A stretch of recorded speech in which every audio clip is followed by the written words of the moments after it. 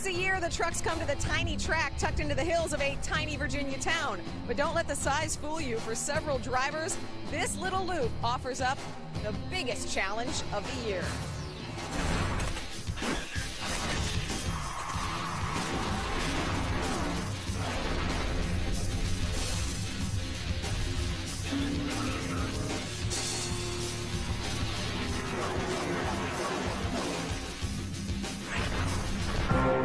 Digging with everything he's got. What a great run for Austin Dillon. We talk about the youth movement. James Busher, just 21 years old.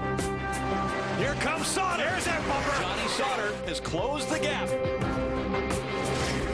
And to his record-setting Camping World Truck Series career, Hornaday goes to victory lane again. With history and tradition as deep as the roster of names that have turned laps here, if these walls could talk, they would tell one of NASCAR's greatest stories. The next chapter is about to be written. The setup, presented by Polaris, is on. Hello, everyone. Welcome to The Setup. I'm Krista Voda. It's a day that started dreary and soggy. It is still cold and very windy, but the sun is shining. Now, yesterday, the trucks were the only thing that got on the track. Kevin Harvick and Denny Hamlin are in this field, meaning they got valuable track time that other Sprint Cup drivers did not. See, it pays to come play with the trucks. Ray Dunlap is in the corral, and things are starting to get busy down there. Ray, what's going on? Well, Krista, drivers starting to gather around here as we get ready to go. The Sprint Cup Series just finished their practice, and now the trucks get to go race. And Max Pappas, when we were here in the spring, you had a great run. I never thought you'd be a Martinsville kind of guy. I'm picking up the Virginian accent. Yeah, I'm working on it. But today I'm really excited. I think the Geico Toyota has a really good chance to run in top 5. We've been working really hard, and today I'm sporting on my Geico Toyota the sticker of my friend Marco Simoncelli, and in Italian it says "Super sick, dagli di gas." That means keep it wide open. I'm going to be missing him. He's a good friend of mine, and tough couple of weeks in racing, but love to be here in Martinsville and say thanks to all the race fans up there. It's fun, and I like you with a wig better. Oh, yeah, I know. And I'm going to start working on my Movember here pretty soon, too. Hey, real quick, Justin Lofton, jump over here, buddy. Want to ask you, tell us about your qualifying run and your expectations for today's race. Qualifying run was really good on the collegecomplete.com Chevy. It's about what we expected, unloaded really good. And as far as the race, I wish I knew the key to finishing really good here because I haven't finished very good in the first 3 trips, but we're going to stay calm, cool, and collected and go get it at the end of it. All right, we wish you good luck today. And I want to tell you, if you guys want to check out what's going on, you can follow us right here on Twitter at NASCAR NCWTS on Speed. So if you want to know what's happening there, and we got a lot of people who have written in, including Chickadiva number 2, who says, hey, at Truck Pits, that's me. She wants to know who I think's going to win the championship this year. And boy, I'll tell you, it has been such a battle coming in here to Martinsville. Chickadiva, we got 3 races left, and I have to tell you right now, the sentimental favorite has to be Ron Hornaday. Look what he's done in the last few races to get right back in this hunt. But I have to tell you, I'm sticking with my preseason pick. I think Austin Dillon is the man to beat for the championship this year. Krista? Well, it's going to be good, Ray, and we know it's going to go down to the wire. In sports, every game has the potential to produce a hero. We saw it 2 nights ago in an unbelievable Game 6 in the World Series. Last night, the St. Louis Cardinals sealed the deal and were crowned world champs. Last week in Talladega, another dream was met. It was a dream, ironically, that belongs to a one-time St. Louis kid. Here's a look back at our race in Talladega. Just 25 points separated the top 5 drivers going into the most unpredictable track on the circuit.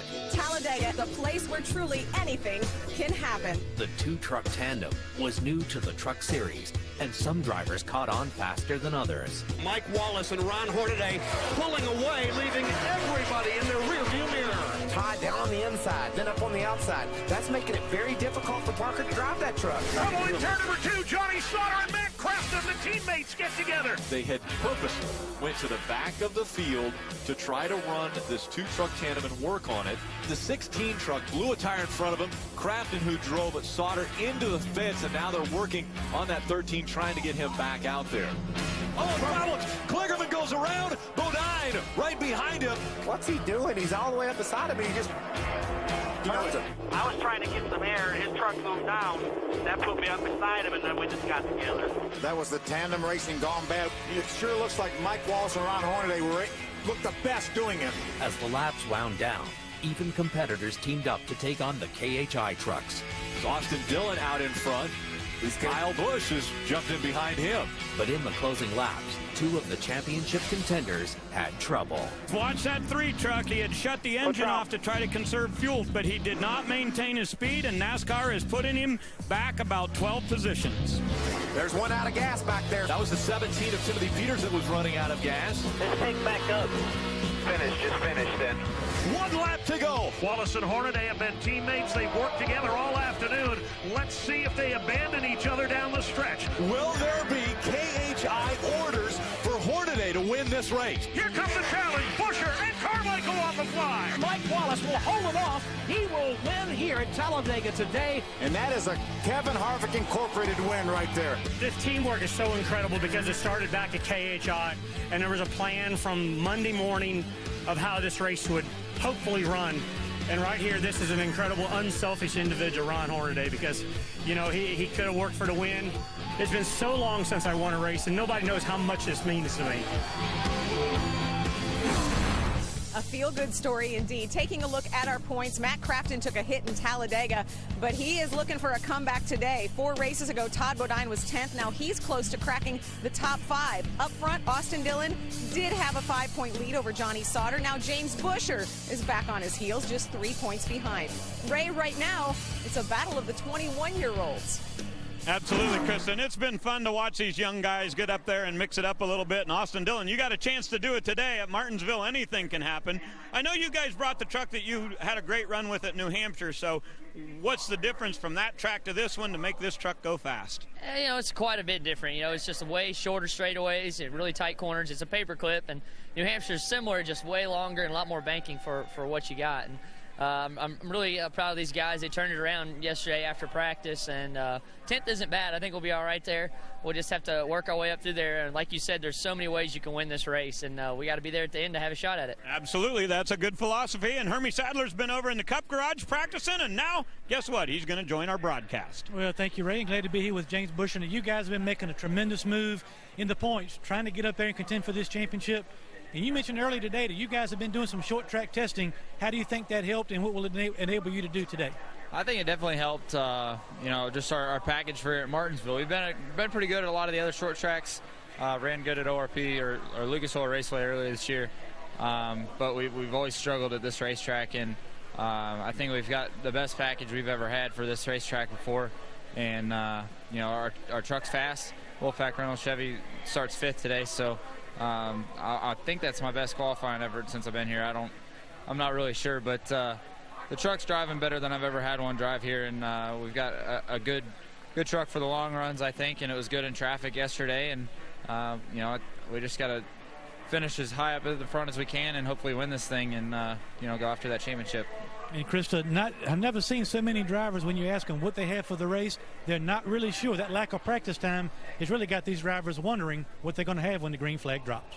And that's, Hermie, why you have to stay tuned. We just don't know what to expect. James Buscher still looking for his first win. Winning is something Kevin Harvick has done here a lot. He won the Cup race here in the spring and won the 2 spring truck events each of the 2 years before that.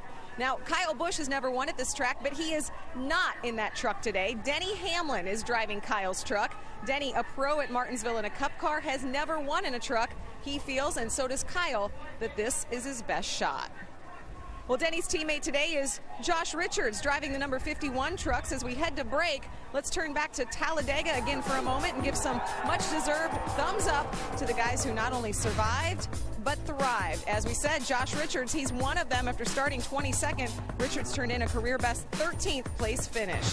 Mad Max was racing in honor of his friend Dan Weldon last week. Pappas finished 10th, his first top 10 since this race in the spring. Might be another good day for Pappas. Jason White has had 2 top 5s this year. They came at Kentucky and again last week at Talladega. And again, what a day for Mike Wallace. Congratulations on one of the feel-good wins of the year. More from Martinsville still to come.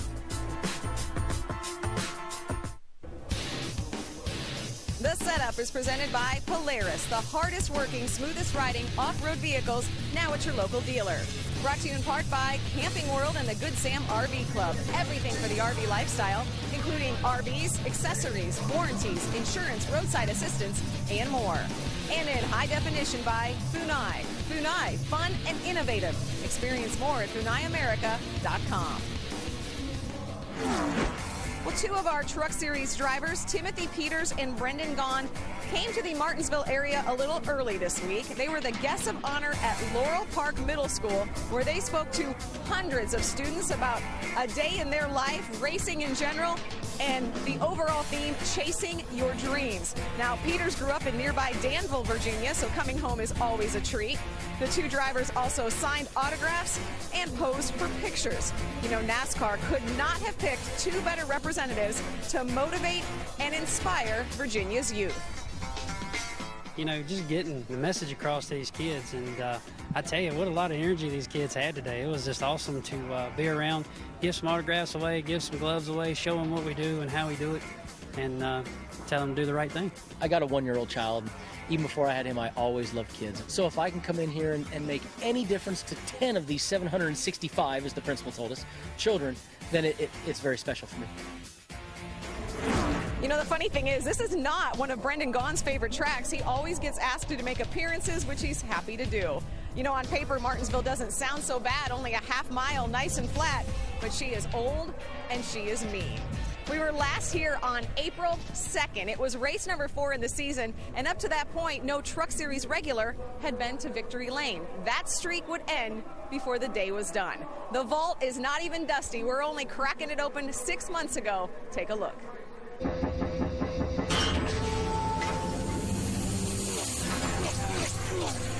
Welcome back to the venue that breeds hostility, Martinsville Speedway. Johnny Sauter, Cole Witt bring the field to the green flag. We're underway in Martinsville. Johnny Sauter has been out front of every lap early on in this race. Another good restart for Johnny Sauter. Kyle Busch looking to take away the top spot as he comes out of turn 2. If you've got Kyle Busch anywhere around you, you better not be conservative. It'll cost you a spot. That's exactly what happened. And around goes the 30 of Bodine at the hands of Kevin Harvick. Johnny Sauter finally to pit road on lap 73. His race truck has been loose since they dropped the green flag, but as they say, loose is fast. It's a little wedge in the left rear. They're adjusting camber on the right front of that Kevin Harvick truck. I just saw a front end shim. Yeah. Upper control arm shim thrown out, so they are adjusting the camber on that truck. Start finish. They're going to have to go, Phil. They're going to lose a lap. Red flag condition now at Martinsville Speedway. Battling for space. James Bushel was trying to get to the inside of Jeffrey Earnhardt going down in the corner. Wow, the very fastest part of the racetrack when these guys got together. Kyle's pretty good. We're pretty good, and the two's pretty good. Honestly, we're just trying to survive.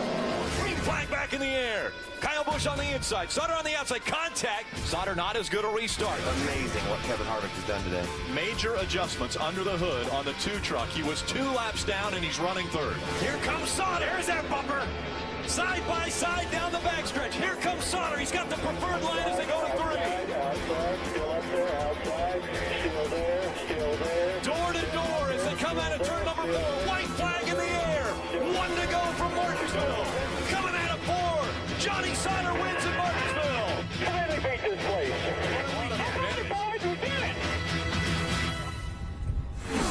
Well, Sauter celebrated that win by welcoming baby Paige into the world a couple of days later. This is Paige's big brother, Penn. Penn at the track today, and looks like he's helping Parker Kligerman's crew change tires. I love that. Ray, are you standing by with Penn's dad? Absolutely. Always good to have an extra crew chief. And, hey, buddy, can you give me a fist bump? Can I get one? Pow! How's that? Yeah, just like Daddy, hamming up the mic. Yeah, that's it. It looked like he was going to take a bite out of that thing there for a minute, but look at him. There he is. What are you going to be for Halloween, bud?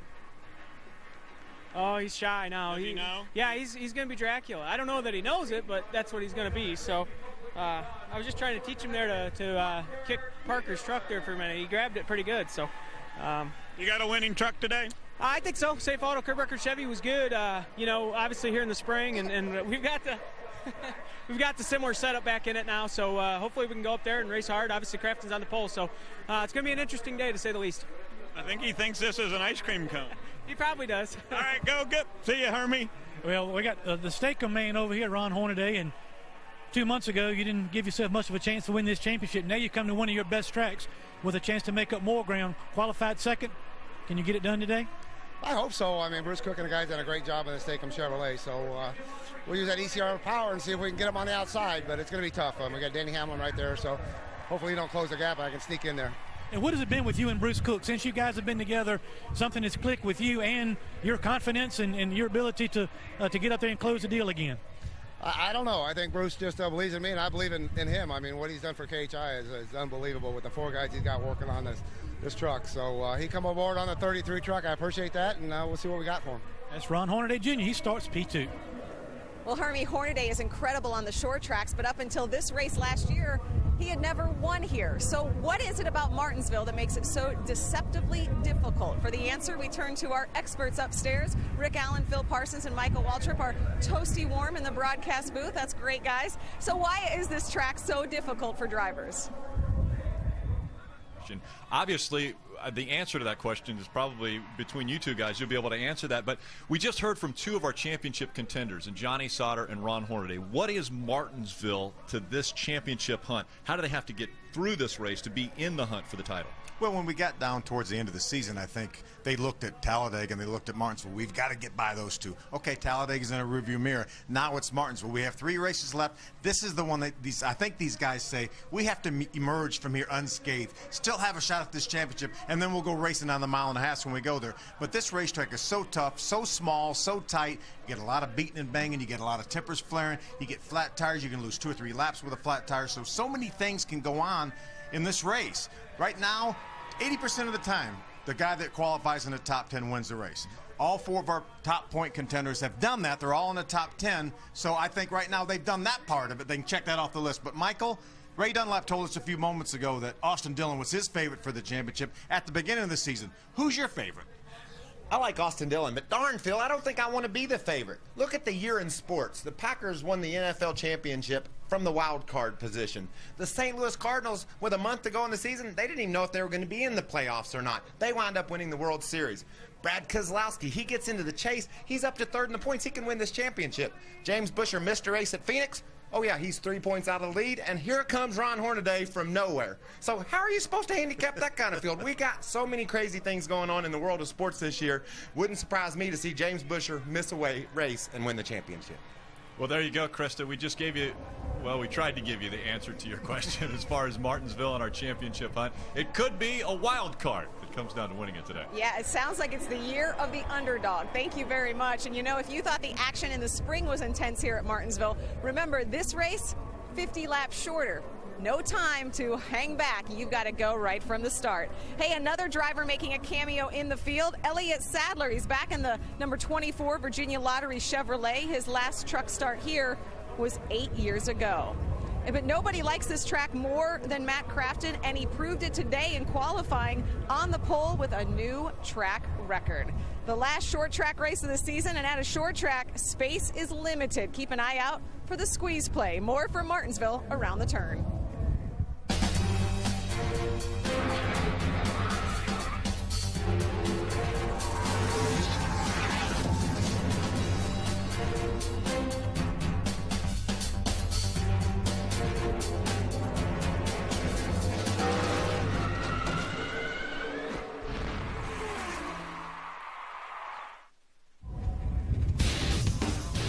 The setup is presented by Polaris, the hardest working, smoothest riding off-road vehicles, now at your local dealer.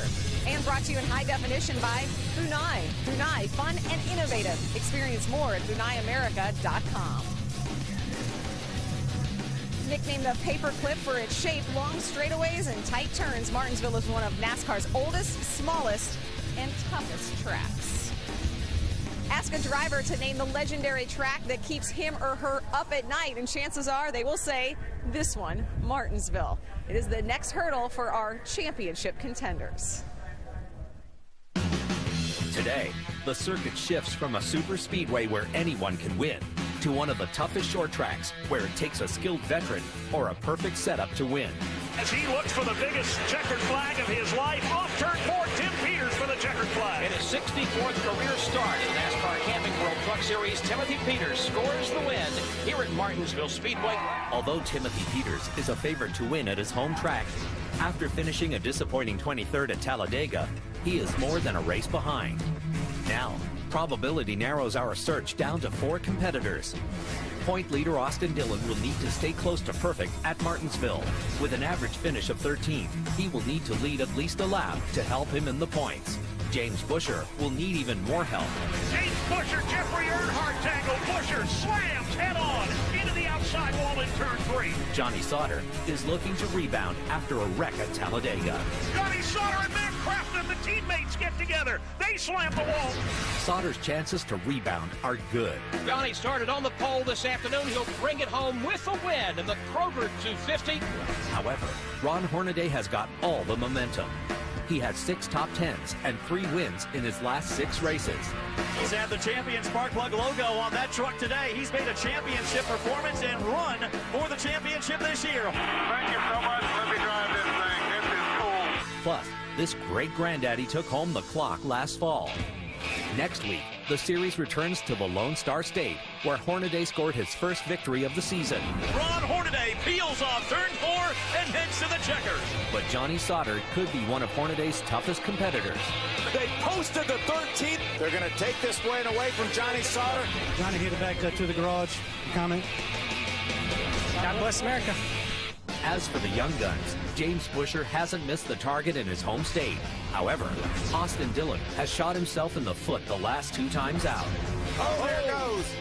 Hang on to it, bud. Hang on to it. Just a situation that Austin had already committed to the outside. With 1 week off between Texas and Homestead, the points battle could still be very similar. But if the championship hangs on Homestead alone, probability would favor a veteran. 44-year-old Ron Hornaday Jr. wins his 26th career NASCAR Craftsman Truck Series race. But the last time the series had a 4-man battle at Homestead, things got controversial. Brandon is around. Big problems. Our point leader gets spun around and hit hard into the wall. I don't believe it. Brendan, this morning I said I didn't think that the other team trucks would be a factor. We had a Dodge that could win the championship. Jimmy Smith can kiss my...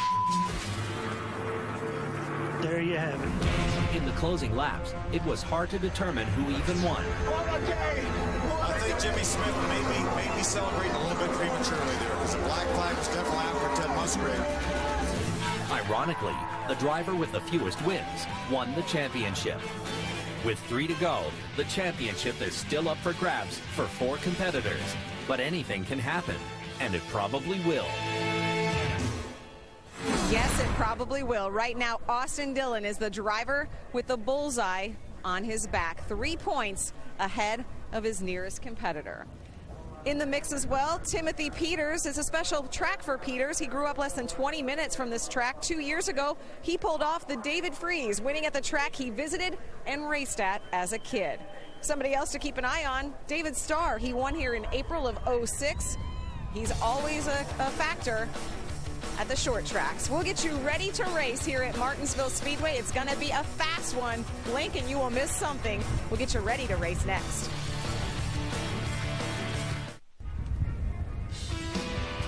Welcome back to Martinsville, and it's another busy weekend on speed. Tomorrow, Speed Center, NASCAR edition starts things off. Then NASCAR Race Day, built by the Home Depot at 11 a.m. Eastern. After the race, NASCAR Victory Lane, another edition of Speed Center, and Dave Despain wraps up the day with Wind Tunnel.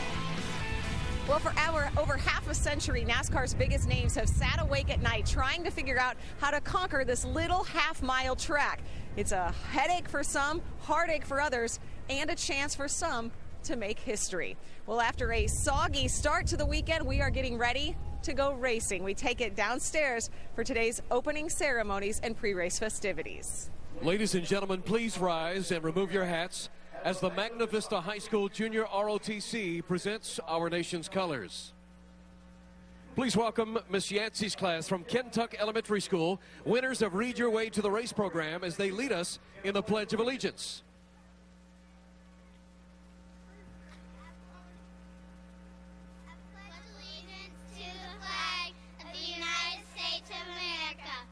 To the republic for which it stands,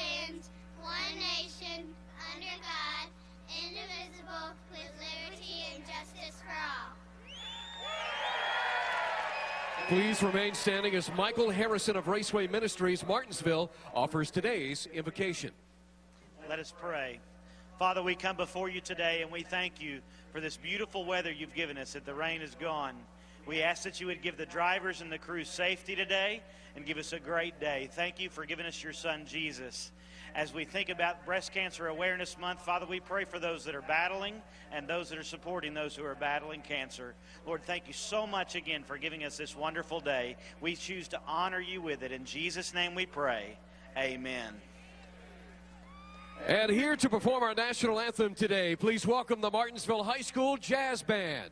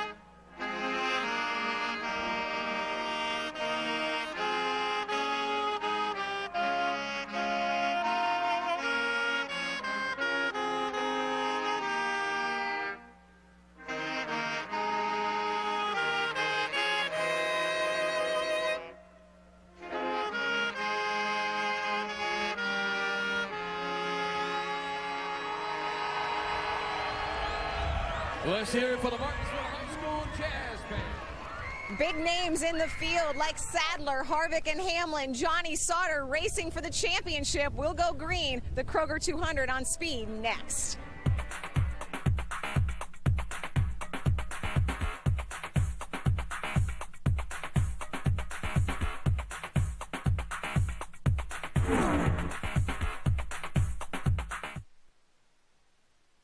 A beautiful half-mile oval that offers the ultimate in action.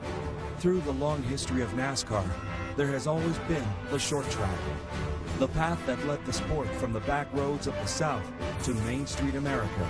This is one of those racetracks that everyone really thinks, if I could only win at Martinsville. The short track is where close-quarter racing can fuse quarter panels and break the bonds of teamwork and crush courtesy. The short track is a short ride from love tires and road rage. You run some of the super speedways, you got to be so careful not to touch anybody. And you come to Martinsville, you still try to be careful not to touch them, but you're going to. Welcome to Martinsville, a track with the longest history in NASCAR. That's the shortest track on the circuit. A track where the space between records and checkers is so very, very short. The history-laden Martinsville Speedway is the final short track of the season for the Camping World Truck Series. Welcome to the Kroger 200 here on Speed from Southern Virginia. As the season winds down, our championship race tightens up. Ron Hornaday just 16 points back in fourth. He has won here before and looks to use that experience to close the gap even more between he and points leader Austin Dillon. Now, Dillon hasn't seemed to find the feel for Martinsville yet and may just be looking for a good points day to try to stay on top of that points battle. One Virginia native is looking for his first ever truck win. Denny Hamlin may find it right here on the paperclip today. The drivers ready to climb into their trucks and get the engines fired up. The fans are bundled up on this 49-degree temperature day. It is partly cloudy, the sun peeking through the clouds on occasion, but it is cool. 30-mile-per-hour gusts here in the area.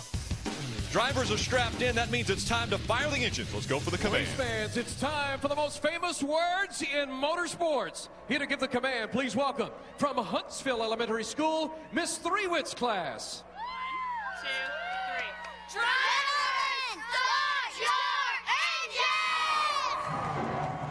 engine! Okay, Austin, go ahead and fire it up. Nope. I got you, got me.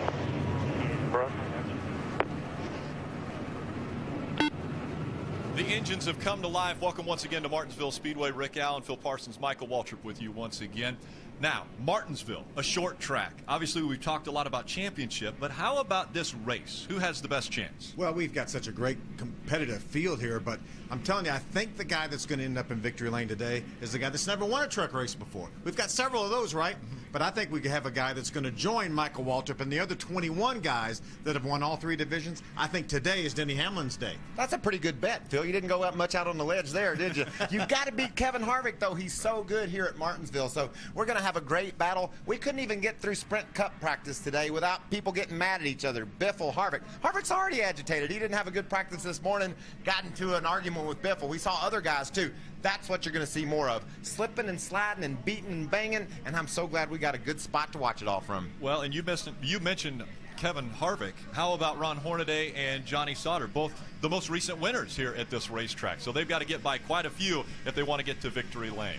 Starting grid rolls across the top of your screen. Matt Crafton grabbed his 6th career pole, so he and Hornaday will make up row number 1 as they come to the green flag. Let's take a look at our Camping World track description. Probably one of the most difficult and challenging racetracks on the circuit to keep your fenders on the truck, to keep your brakes on it, not burn up a gear. You see the corners are banked 12 degrees. They look like they're flat, completely flat. The straightaways, Michael, only 800 feet long. Yeah, and this is a very technical track, Phil. You're down on the brakes hard to get in the corner, but you need to get off the brakes and let your truck roll freely through the center. And then you got to get that gas pedal down to come off the corner hard. Technical track. I always thought my feet were too big to do good here. You know, I got big feet. I like to go fast on the big tracks, but here you better have some good timing with your feet and your hands. It's just 200 laps. Let's take a look at our Just for Men Mustache and Beard race analysis. See, it's the 26th race we've had here at Martinsville. We've had 6 first-time winners at this racetrack, the most of all racetracks. We've had 7 green, white checker finishes, and KHI has been dominant over the last 5 races. And I think I understand that 6 first-time winners here because this is such a unique place. You come here, you like it, boom, you adapt right to it. The racetrack is tight. Pit road is extremely tight as well. The truck's about to roll out onto the racetrack. Let's shine a light on a few different drivers in our speed spotlight. We'll start with Ray Dunlap. Well, thank you, Rick. You know, Joe Donette won the Virginia lottery, and he loved NASCAR so much, he said, I'm going to build a race team. Well, today he'll have 2 entries, and one of those, Elliott Sadler from just down the road in Emporia, Virginia. His wife, Amanda, is in Emporia right now, just about ready to give birth. Elliott said, I'd love to get a grandfather clock today and take that home and let it ring and ring in a brand new baby at the same time. Elliott Sadler said, listen, we're not points racing. We'll be like the Honey Badger today. We came to win and to win only. Hermie? Well, Ray, Josh Richards is making his 8th start this year for Kyle Busch Motorsports. He had his best finish of 13th at Talladega last week, but that's not really the story for Josh Richards today. That is a special paint scheme you can see on the hood of this 51 car. They are honoring the Navy SEAL team and all those who served and fought in Afghanistan. A very admirable move on the part of Josh Richards and this team. We'd like to see him get the truck up front and honor those Navy SEALs. Phil? I mean, let's take a look at 26-year-old Roxborough, North Carolina driver Matt Lofton. This is a home game for Matt. Roxborough is only 65 miles away. This is Coulter Motorsports' first effort in the Truck Series after competing in the ARCA Racing Series. Matt had a 6th-place run at Kansas with the team earlier this month, but the entire team is racing with heavy hearts as crew chief John Wolf's wife, Kim, lost her courageous battle with cancer. We're thinking about you, Wolfie.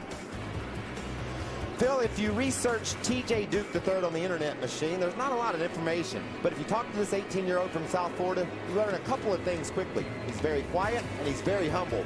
He gives credit for his success in racing to his family. And he thanks NASCAR Sprint Cup driver David Reagan and his dad Ken for helping him get here today. With a lot of coaching from the Reagans, this is a local kid comes to the big league story. And I love that. TJ's got his work cut out for him today, though, guys. The quiet kid, he missed driver's introduction, so he'll have to make his NASCAR Camping World Truck Series debut from the rear of the field, Phil. Isn't that something? It is amazing. We're going to ride along with a few different drivers, and it is an amazing ride here at Martinsville Speedway. We ride along with Ricky Carmichael. He's going to start 23rd on today's race. We're also going to ride along with Elliott Sadler in the Virginia Lottery Chevrolet. Elliott had a pole with his team back at Bristol, making his 2nd start here for Joe Donette Motorsports, and Elliott will start from the 14th spot. Let's ride along with Timothy Peters. He's got the Toyota onboard camera. Timmy's going to roll off from the 9th spot carrying this camera, so lots of action from this truck. See him working the switches there. They decide when they turn on their brake fans and coolers. Part of what he was doing there. Johnny Sauter's got the Funai camera on board with him, and he'll start in the 4th position. Again, Johnny Sauter has won here at Martinsville. What does it take? What are the ingredients to get to victory lane at Martinsville?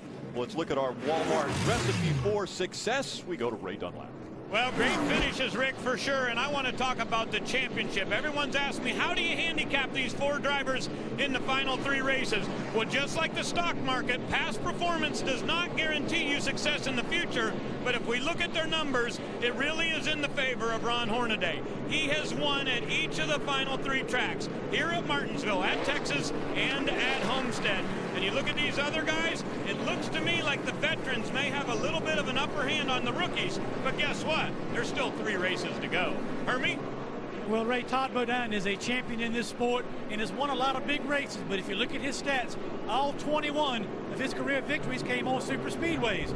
Not one short track victory. Well, I talked to Todd and Mike Hillman Jr. this morning, and they have really changed their approach and setup to this race this weekend at Martinsville, Virginia. They say, yeah, we know we've never won at a short track, but we think today is the best chance we've had in a long time to get this 5 truck to victory lane on a short track. We'll see if they can get it done. Rick? Thanks, Herbie. So they're 2 by 2, 18 rows, 36 trucks about to take on Martinsville Speedway. These are the last compress these guys are going to take. It's getting ready to get intense, and it's just because it's so forced together. Everybody's going to try to get in the same spot when they get to turn 1. Everybody wants to be on the bottom. The high side isn't the place to be, and they're going to start arguing over space as soon as they get down there. And remember, a lot more rubber down on the racetrack after that cup practice just now. They qualified on a very green racetrack. Matt Crafton on the inside, Hornaday on the outside, about to get underway with 200 laps from Martinsville Speedway. Green flag in the air, we're underway.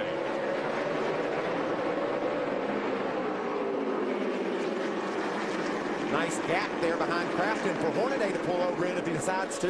You know, he'd love to lead that first lap, get that first bonus point out of the way. Wow, look at that move. He didn't settle for second. He didn't settle for rolling in behind Crafton. He decided to make that move and see if he could get the lead. Is he going to do it? Side by side at the stripe, it was Crafton that will lead lap number 1, but only by 13 one-thousandths of a second. They're still door to door. Down the backstretch they go. Here goes Crafton out in front. Crafton crowded Hornaday up. I wonder if Ron says, you're going to run me up the hill, I'll have to run into the back of you. It's a good battle. Remember, they have to keep those left side tires off the curb. If they hit the curb, that bounces them into the outside truck. Keep your eye on that 2 of Kevin Harvick right behind him. Second in the points, James Busher in that 31. Right behind James Busher, Todd Bodine in that 5 truck. I'll tell you, a little bit of a bounce in Todd Bodine's step here this weekend. He really thinks he can get it done, get that first win here on a short track. Well, he's been second here before. We know he knows what he's doing on this little track, and they had a great test this week down in North Carolina preparing this truck for this race. Went down to Little Rock, just outside the big track in Rockingham, North Carolina. Felt like they learned a lot, like we've heard already, and just looking forward to seeing how it's going to turn out. And we'll be going to that Rockingham next year with the Camping World Truck Series, but the big track. We saw Elliott Sadler diving around the racetrack trying to find a line as he was going into turn number 1. He's in that 24 today, trying to make up room, get up toward the front. Nice move there by Austin Dillon. Got around Justin Lofton, picked up a spot. So it looks like that 3 truck had a struggle yesterday in practice, but looks like they got her tuned up for today. Miguel Paludo on the inside of a 2-truck battle now as they go down the backstretch. It's on the inside of Joey Coulter, the 22 truck. There's Elliott Sadler with his nose right behind Miguel Paludo. He won't allow that 22 of Coulter to come down. He's trying to get to the inside, keep the preferred line on the 24. It's not that you can't make that outside work, but it's certainly a lot easier on the inside. Remember the race that Kevin Harvick had here in the spring? We ruled him out. Wasn't no way he was going to come back. 2 laps down. 2 laps down to do anything.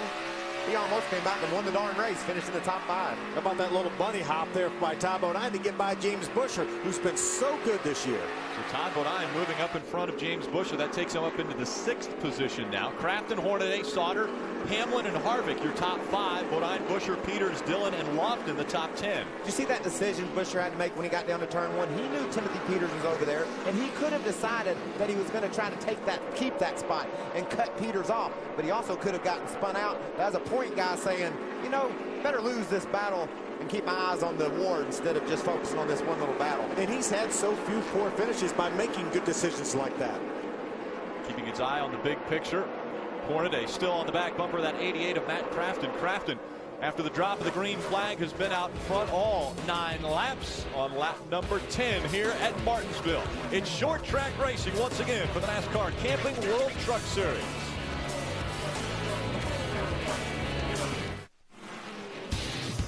The NASCAR Camping World Truck Series on Speed is brought to you by Camping World and the Good Sam RV Club. Everything for the RV lifestyle, including RVs, accessories, warranties, insurance, roadside assistance, and more. By the 100% reinvented Ford Explorer. Drive one. By Just for Men for mustache and beard. Keep your edge. And in high definition by Funai. Funai, fun and innovative. Experience more at FunaiAmerica.com. You know, it's amazing how much has gone on since we went away. I know it. There's your new leader. Johnny Sauter's out in front of the field. This is how it happened. Well, he was actually running third, wasn't he, when we went to break? There he is right there. You see Crafton just a little bit slow up off the corner, allows Hornaday to get to his inside. Yeah, but this truck of Crafton, it's interesting. He had a big lead, and in a lap it was gone. Hornaday gets around him. Sauter gets around Crafton, and then he goes up there and knocks Hornaday out of the way. There's Denny Hamlin also on the 18. He's going to have to wait a few moments. And when you say knocks him out of the way, you're being very literal, because he does use the chrome bumper here. Right when we get down here to the other end of the racetrack, down here in 1 and 2, watch this now. Johnny's on the inside, just a little bit of a nudge to the left rear quarter, and around he goes. Boy, that's finesse there. That was just a nice way to say, excuse me, I'll be coming through. I don't even think he probably made Ron mad because it was such a gentle nudge, and so early in the race, Ron said, okay, go ahead. And that 33 truck has fallen. He's not able to keep up the pace with these front guys right now. Neither is the 88. Matt Crafton continues to drop back, right? No forward bite coming up off the corner for Crafton, and he said when he's in the center, it's wicked tight. So Bud Haefele suggesting a track bar change on the first round of pit stops. Too tight in the corner for Crafton. Yeah, and a lot of times when it's too tight in the corner, you'll have too much wheel input into it, and when you try to get on the throttle, come off the corner, then the thing will squish out loose on you.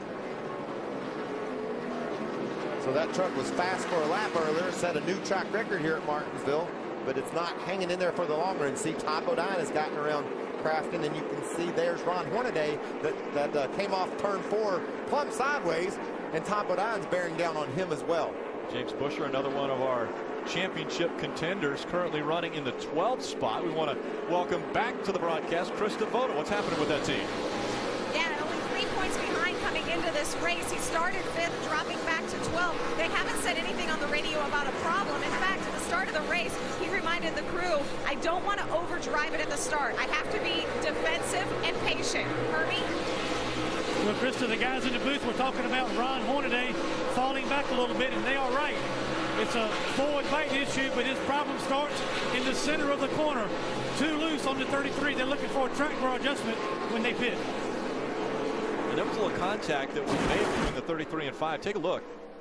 See, Todd has a little bit of a run here. Ron, who had 2 trucks running side by side in front of him, he was on the outside, elected to go to the inside just as Todd had a little bit of momentum. They made a little bit of contact there. You know, the first one was just a tap, and Ron said, that's okay, but if it keeps going on and on and on, eventually he's going to get mad. Check out the traffic.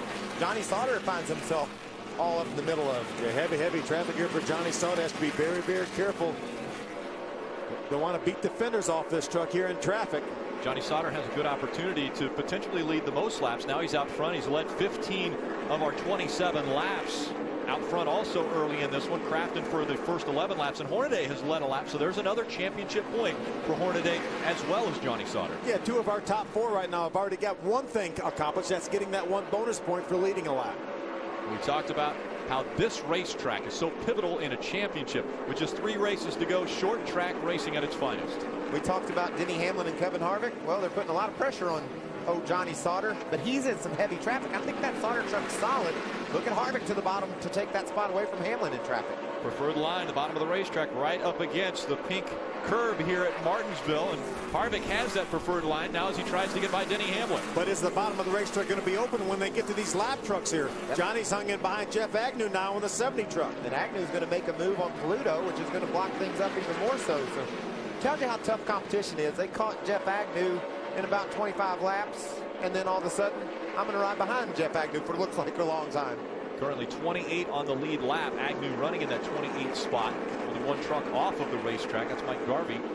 That's a good illustration of how difficult it is to pass here. Obviously, Johnny Sauter with a fast truck.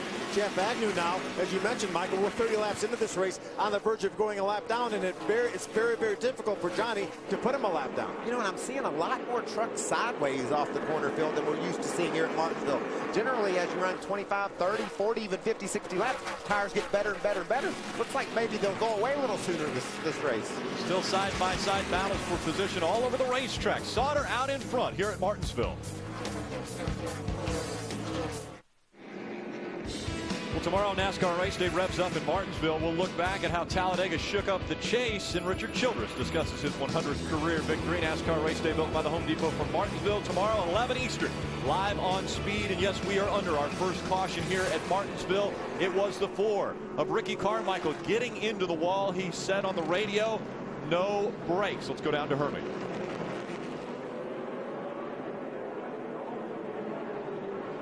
Yeah, the 2 truck of Kevin Harvick coming to pit road, and as we've heard from a lot of different trucks today so far, loose for the 2 of Kevin Harvick. They're going to take 4 tires, Sunoco fuel, and add some wedge to the Kevin Harvick truck.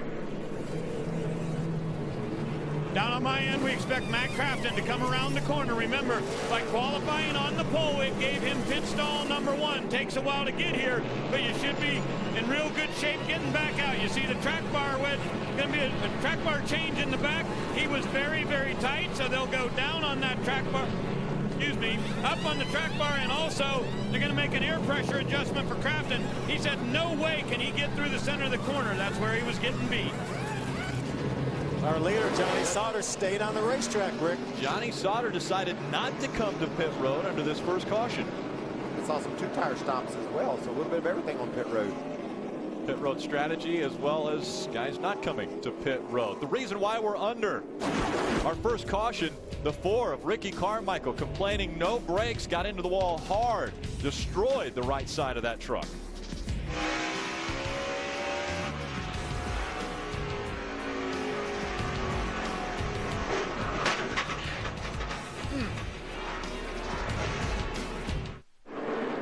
Green flag just coming out here at Martinsville. It looks as though someone had some problems getting through 1 and 2 as they head into 3 and 4 now on lap 43 of this 200-lap race. Johnny Sauter wants to make hay while he can there. He's on old tires, all just about everyone else behind him that he was racing with now on fresher tires. Johnny Sauter has about a 4 truck length gap between he and Ron Hornaday out in front of the field. Ryan Sieg, Todd Bodine, Kevin Harvick, Denny Hamlin, Cole Witt, Matt Crafton, and Austin Dillon up in the top 10. See Harvick diving to the bottom of the racetrack, trying to make a move on Ryan Sieg there. He's going to take that spot away. Yeah, Harvick won the battle off pit road of the trucks that came down pit road. 3 wide here for a moment. Nelson Piquet Jr. on the inside. Does Max Gresham know they're 3 wide? He did a minute ago. I watched him go through there 3 wide a minute ago, and they did that. I was amazed. They actually made it, and they didn't run into each other. 3 wide once again through 3 and 4. You don't see that very often at Martinsville. Still Josh Richards on the outside, as well as Max Gresham in that 66, also on the outside. Not the preferred line. Now Hornaday's caught the back of the 13 of Johnny Sauter. That's a battle for the lead. You know, you see Hornaday racing on the back of Johnny Sauter here. Last week at Talladega, we made so much of the plan that Kevin Harvick and that team came to Talladega with. We're going to put Mike Wallace right in front of you, Ron, and you run all day long like that. Check out the teamwork that happened right here at Martinsville today. When we go to the restart, you can see Kevin Harvick. He leaves a big gap there in front of him. Ron Hornaday to the bottom. Kevin Harvick put Ron Hornaday on the bottom of the racetrack. As you see Max Gresham sliding up to the high side. And look, that parlayed Ron into being able to grab this lead back. That's just smart thinking. Hornaday takes the top spot away from Johnny Sauter now. So Hornaday out in front. Coming in, Hornaday was 4th in the point standings. Right now, as they're running on the track, he's 3rd, just 2 points behind Austin Dillon. Cole Witt sideways through 4. Nice save and a great job by Justin Lofton in that 6 truck to avoid Cole Witt. Just 8 points separate our top 4. Looked like Cole Witt crowded the 8 of Nelson Piquet Jr. a little bit down there at 1 and 2. Couldn't save it that time, Bill. Round he goes. That brings out the second caution. Doesn't look like any other contact was made after Cole Witt got around. A little bit of damage. No tires are down yet. It doesn't look like. Here's your leaders. Got some issues. Cole was wasn't able to get the thing turned around. You get going on that curb sometimes, too, and you can't go. Here's a tough couple laps for Cole Witt. Dude, it's all the same lap. There's Jason White, the gunbroker truck on the inside. Looks like he may have made a little contact with the curb. And look how he turned him sideways and then actually straightened him out. But the problems didn't end for Cole Witt here at this end of the racetrack. He goes down here to the other end. Let's keep following him here. There he is right there.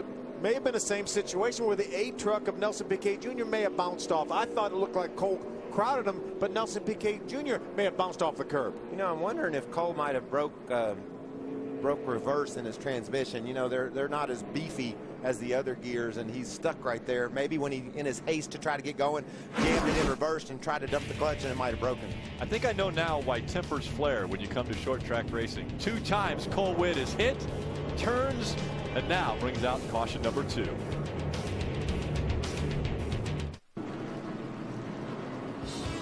Tomorrow, immediately following the Cup race from Martinsville, turn to speed for NASCAR Victory Lane. Get expanded post-race coverage you can't get anywhere else. Watch NASCAR Victory Lane, fueled by Sunoco at its new time. That's immediately following the Cup race right here on Speed. Still under our second caution from Martinsville. Cole Witt got turned around, had troubles getting back to pit road. We'll be right back with more racing from Martinsville. Monday night NASCAR Race Hub delivers the ultimate recap from Martinsville. Hear from the drivers chasing that championship. Get all the latest breaking news from the world of NASCAR. Don't miss NASCAR Race Hub Monday night at 6 Eastern, only on Speed. I like the move to 6 o'clock. The perfect move, perfect time to get caught up on everything NASCAR. Miguel Paludo, speaking of getting caught up, he gets a lap back from Ahrens. He gets the Ahrens lucky dog. Prior to him, Parker Kligerman also got a lease back on his life today. He's able to get a lap back courtesy of Ahrens. So. Ready? 2 by 2, Hornaday and Sauter side by side. Green flag back in the air. Good even start. See, Timothy Peters dives down in front of the 88 of Crafton to get to the inside of Denny Hamlin. They stay door to door as they go down the backstretch. Sauter has that outside line. Hornaday, the preferred inside line. Right behind Hornaday is the 2 of Kevin Harvick. Now they battle for second. Harvick and Sauter side by side going into turn number 1. Timothy Peters, Denny Hamlin still side by side right in front of that side by side battle for third. Now Timothy Peters has it. So the battle for second continues. Hornaday on the inside. He'll take the position away from Johnny Sauter. And here comes Timothy Peters looking to the inside of Sauter now. So see how important the bottom of the racetrack is. Johnny's lost spot after spot by being hung up top. Now Denny Hamlin's going to try to go in there. And it's going to be close to being 3 wide. There's the 97. Currently of Matt Lofton on the outside, hung out on the outside. Heads up move by Denny Hamlin. That avoided an incident right there. That was nice, Denny, right there. He decided that Johnny Sauter racing for points. There just wasn't anything much to gain by jabbing his nose on in there, and he backed out of that hole. Yeah, and that's 60 laps into a 200-lap race, too. So Denny Hamlin knows how to get to the end of these races. He's won 3 of the last 4 500-lap races here in the Cup Series. Let's get caught up as you see the points battle. Again, our top 4 in points separated by just 6. Let's find out what happened on pit road earlier in this race. We go down to Hermie. I just want to show you guys, this is the left rear tire that came off the 2 truck of Kevin Harvick. We talked about some of the drivers that got 2 right side tires. Some of those guys came back and got less because you can see the graining of this tire on the left side after only 39 laps. Every crew chief just about on pit road has been by here, as well as a lot of Sprint Cup Series crew chiefs looking at this tire wear early on here at Martinsville. Krista? Well, Johnny Sauter stayed out. The decision was that of crew chief Joe Shear, and ever since then, the two, driver Sauter, crew chief Shear, have been arguing like an old married couple. Neither one is really angry with the other. They just both think they're right. Johnny thought they should have come in. Ray? Krista, down on my end, looking at Matt Crafton's tires, very similar to what Hermie was showing.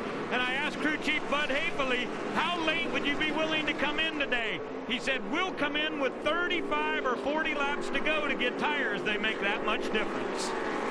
And again, a different tire compound, a little bit softer than what they've been here before. We've heard a lot of talk about that, and like I said earlier, Phil, and we confirmed on pit road, these trucks just look looser than we've ever seen them before. After 20, 30 laps, they're just sliding around sideways. What about this blob? Wow, see Cole Witt on the inside of Nelson Piquet Jr. And that graining that Hermie was showing us and Ray was talking about, that's because of that tire sliding across the racetrack. There's a battle for position right there. Austin Dillon gets by the 5 of Todd Bodine for a spot. 8th position is what Dillon just took away from Todd Bodine, and Bodine looks like he might lose 9th now to Joey Coulter, who moves to the inside in that number 22 and takes the spot. Yeah, I like the way this 3 truck's looking. He struggled yesterday, Rick. We talked about that team having to make some predictions with their setup, maybe even a little bit of guesswork, leaning on some teammates. Looks like they did a pretty good job. We've seen that before out of that group. So Hornaday out in front. He's got about a half a second lead over Kevin Harvick here at the short track. Then it's Timothy Peters. Timothy Peters just falls back to the 5th spot. Denny Hamlin up to 3rd. Crafton to 4th. Peters to 5th. Sauter, Sadler, Austin Dillon, Coulter, and Bodine your top 10. Yeah, Timothy's getting ready to lose that spot to Johnny Sauter right here. Timothy was really, really good after the restart, but he seems to be losing a few spots there. There's Johnny going by him. And here goes Elliott Sadler now up into the top 10. We heard Elliott Sadler talking about he isn't here for any points. He's just here to have some fun. Try to take a grandfather clock back to Emporia so that if his baby comes today, he'll always have a grandfather clock to remember by. They don't know what time. Yeah. A great trophy to take away from Martinsville Speedway, the grandfather clock. How about the grandfather out in front of this field? Ron Hornaday leading at Martinsville. Denny Hamlin just takes the top spot away from Ron Hornaday in the Kroger 200. 77 laps complete on lap 78. It's the 18 of Denny Hamlin out in front of the field. When we went away to commercial break, he was running 3rd behind Kevin Harvick. Right after we went away to break, he took over the 2nd spot, and here he goes going by Ron Hornaday for the lead here at Martinsville. He's having a good time, isn't he? Yes, he is. He sounds like the truck is making him feel a little bit better than, well, maybe he is, but you never know. I think Denny Hamlin's a very good race car driver, especially when you talk about Martinsville. I would call him great at Martinsville. I would call him pretty great everywhere. Pretty much everywhere. Yeah. Battling for a championship a year ago. 8 races last year. Yep. Looked like he had 4 time at the time on the ropes. Looks like Johanna Long in the 20 into the wall has problems in the front end, the right front wobbling as well as the left front. She's going to be able to make it to pit road. What the heck is broken on that truck? It looks like the left front. Hey, side, right front, guys. Looks like the left front tie More rod. than just the right front. Yeah, I think the tie rod's broke on there as well. Tie rod or maybe a wheel or something like that. Maybe a sway bar, Rick? No, that was earlier in qualifying. And I believe it was helium. Elliott Sadler in the 24 in front of that 13 of Johnny Sauter, and Sauter not happy with the decision of staying on the racetrack as opposed to coming onto pit road. Every time you say helium, it makes me miss TJ Bell. Don't know why. Austin Dillon on the back bumper, that 13 of Johnny Sauter. Again, our points battle, spectacular. 11 points separating the top 4. Austin Dillon still has the lead as they're running. Yeah, Austin's got a strong truck. We talked about the decision Joe Scheer Jr. and that group made to leave Johnny on the track, and he is not happy with those guys. We've been listening to him on the radio, and he's holding his own, though, Phil. We get a caution here before long.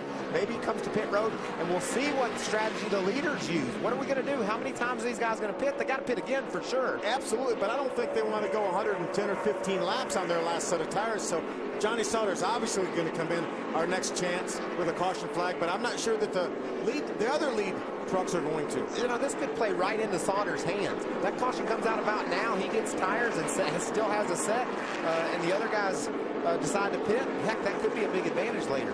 We're seeing a different game today. The trucks are handling differently on this tire than they have here in the recent past, so could mix things up a little bit. Johanna Long still with problems in the 20 as she will bring that truck back onto pit road. Out in front, though, it's Denny Hamlin behind the wheel. Spinner, Rick. The 18 as we've got problems in turn number 4. The 97 of Matt Lofton around right in front of the 13 of Johnny Sauter. I think Johnny got out of it with a very minor bit of damage, but We're going to pit this time. Yeah, you heard him on the radio. I'm sure Johnny's all in for that. Time. Probably a good thing we didn't hear Johnny's reply. So the field will line back up behind the pace truck. Reddy Kynes will bring that out onto the racetrack. He'll catch the race leader, which is Denny Hamlin. See Matt Lofton with a left front tire down on this strutmasters.com Toyota. This is what happened in 3 and 4. Brendan Gaughan gets into the back of loft and spins him around. Look, Johnny Sauter just didn't have room to go to the left. He was trying to go left. Brakes were locked up, but Austin was pushing him, so he couldn't go that way. Big break for Austin Dillon to get through it unscathed. No damage. This is no damage for Sauter, but he just lost some track position there. I want to go left, but I'm getting a push and I can't.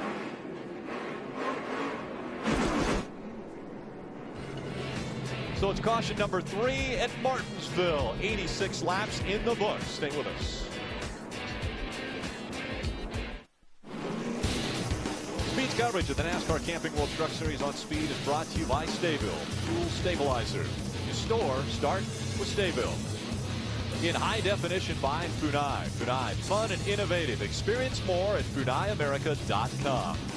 And by the YTI Career Institute, hands-on training at the Motorcycle Technology Center. Third caution has come out here at Martinsville. We'll get you caught up on what's taking place on pit road. We will start with Ray. Thank you, Rick. Timothy Peters just came in for the second time. They put on 4 tires on lap 87 and hung a spring rubber in the left rear. Peters saying his truck was way too loose to roll through the corner, but here's the deal. They may be done pitting. They can make the distance on fuel. Krista?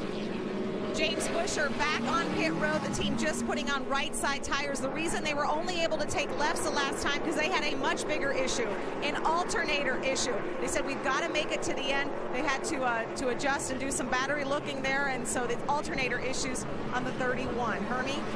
Well, Krista, the 18 of Denny Hamlin stayed on the racetrack. They did not come to pit road.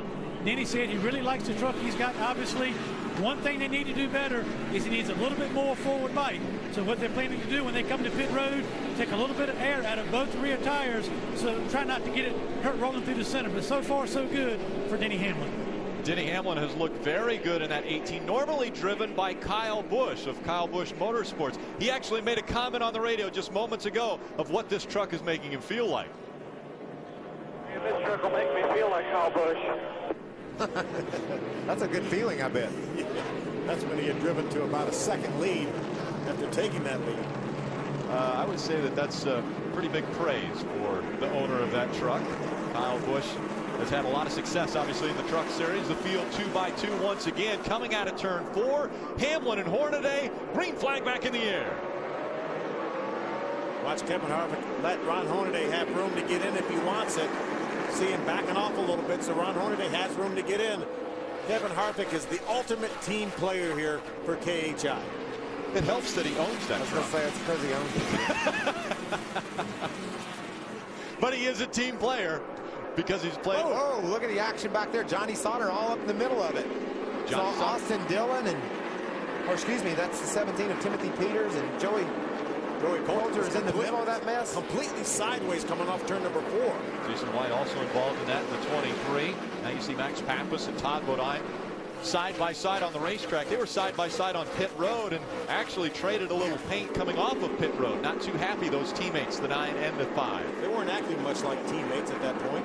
That didn't make a whole lot of sense what they were doing. The pit road's not very wide, but it was wide enough for them both to get down pit road. Watch this. Todd's going to leave his pit right here. He's going to pull out right beside Max. And then Max seems to push down. Max is crowding him a little bit. Remember, there are trucks on the inside of Todd pitting. And watch this now. Todd wasn't very happy with his teammate right there. That's Max brake checking Todd there, saying, hit me again, I don't care. So I don't know how that could have gone on. Plenty of room on pit road. I guess Max trying to keep that spot away from Todd, and it's costing Todd. Todd's got stuck on the high side and can't seem to work his way back down. David Starr on the inside slides up the racetrack just a bit. Has that 21 of Cale Gale on his outside. Haven't talked a lot about Cale Gale making his final start for KHI here in the Camping World Truck Series.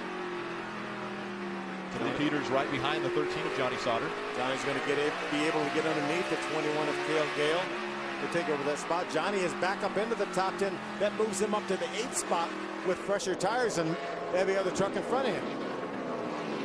David Starr, Johnny Sauter.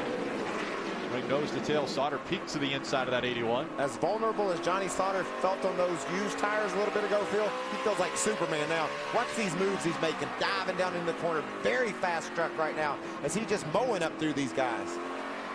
Sauter currently running in the 8th spot just behind that 81 of David Starr.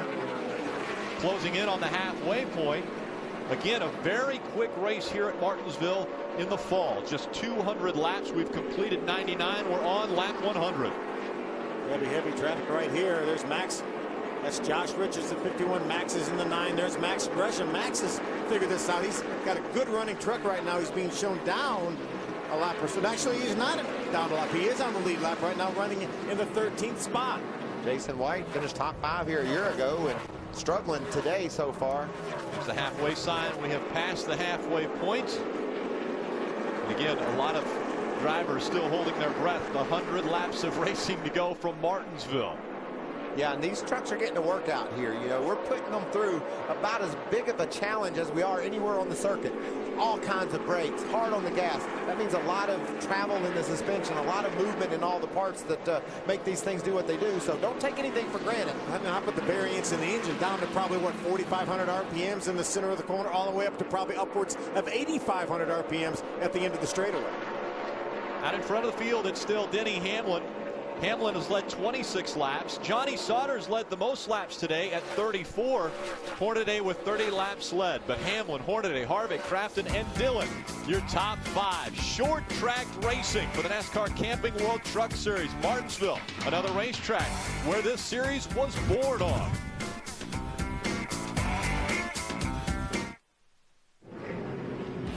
Welcome back to Martinsville Speedway. Once again under caution. This time it was the 66 of Max Gresham that had problems working his way around the half mile. Take a look.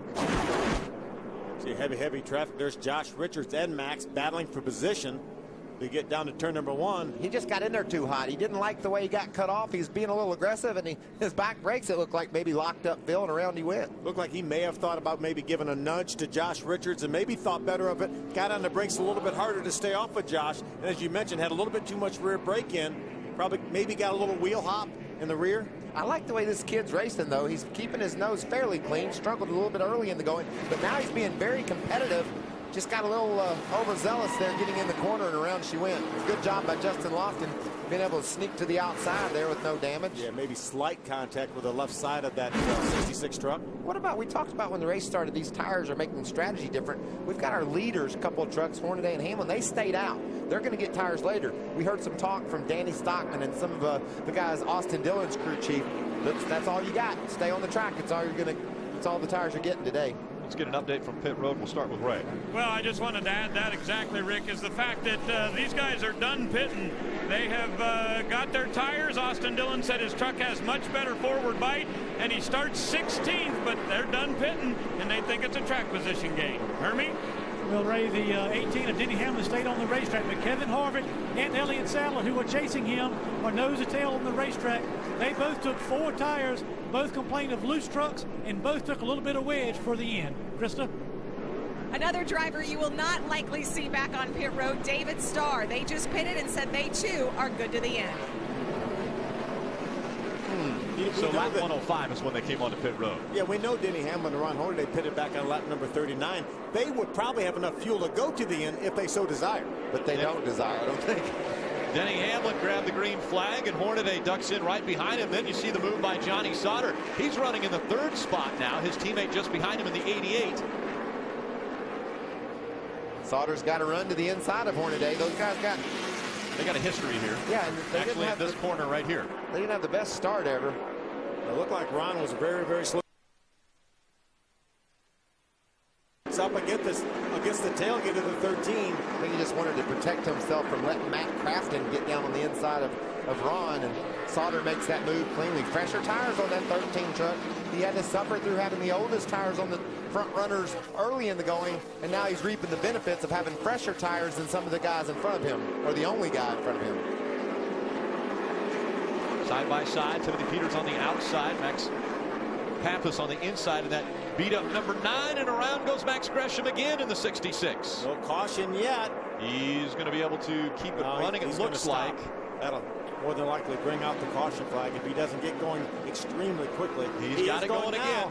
Just in front of race leader Denny Hamlin. He turns down right in front of Denny Hamlin to get to the bottom of the track. Wow, he got some left front damage and a flat tire, so when I just thought he was getting the hang of it, he got crashed. front, coming on pit road right now. In the last 5 or 10 laps. Timothy Peters, that may have been the cause of it. You saw the damage to the rear of that truck as well as damage to the front. Now you see the damage to Timothy Peters, number 17 truck. That left front fender is rubbing on the tire now, and yellow's out. That's definitely not good, as we've got the caution coming out once again. It's the 5th caution here at Martinsville. Yeah, Timothy Peters right now running in the 6th spot, really doesn't want to give up that track position, but Good may be right forced to. Come by here and let me look at it one time slow. Debris on the racetrack brings out caution number 5. What do you think, Michael? 114 laps complete as we watch Max Gresham here. See, Kevin Harvick gets to the inside here. Man, Max just gets in there a little bit hot and just loses control of it. Again, may have been too much rear brake in that truck. Yeah, it might have got a sign when he spun out the time before. Maybe it was time to crank some front brake into it. They try to put as much rear brake as they can in the trucks at Martinsville. It helps them turn through the center of the corner. But watch this move. He decides he needs to get low. Ooh. His spotter cleared him and said, if you go in a hurry, you can make it. And he did make it, but that's about it. Clear was said very quickly by his spotter, I'm sure. Kroger 200 continues on speed. Welcome back, NASCAR Camping World Truck Series Kroger 200 from Martinsville Speedway. Rick Allen, Phil Parsons, Michael Waltrip with you. Ray Dunlap, Bernie Sadler, and Chris Devoda down on pit road. Hey, let's take a look at that last restart here. Watch this now. Watch Matt Craft on the 88. Look at the gap that forms because, Michael, I believe he's going to miss a shift. See him reaching for a shifter? Right, that's what I love about Martinsville. We get right down and look inside the truck, and it just wasn't a clean shift. But watch Ryan Hornaday now in the center of the corner.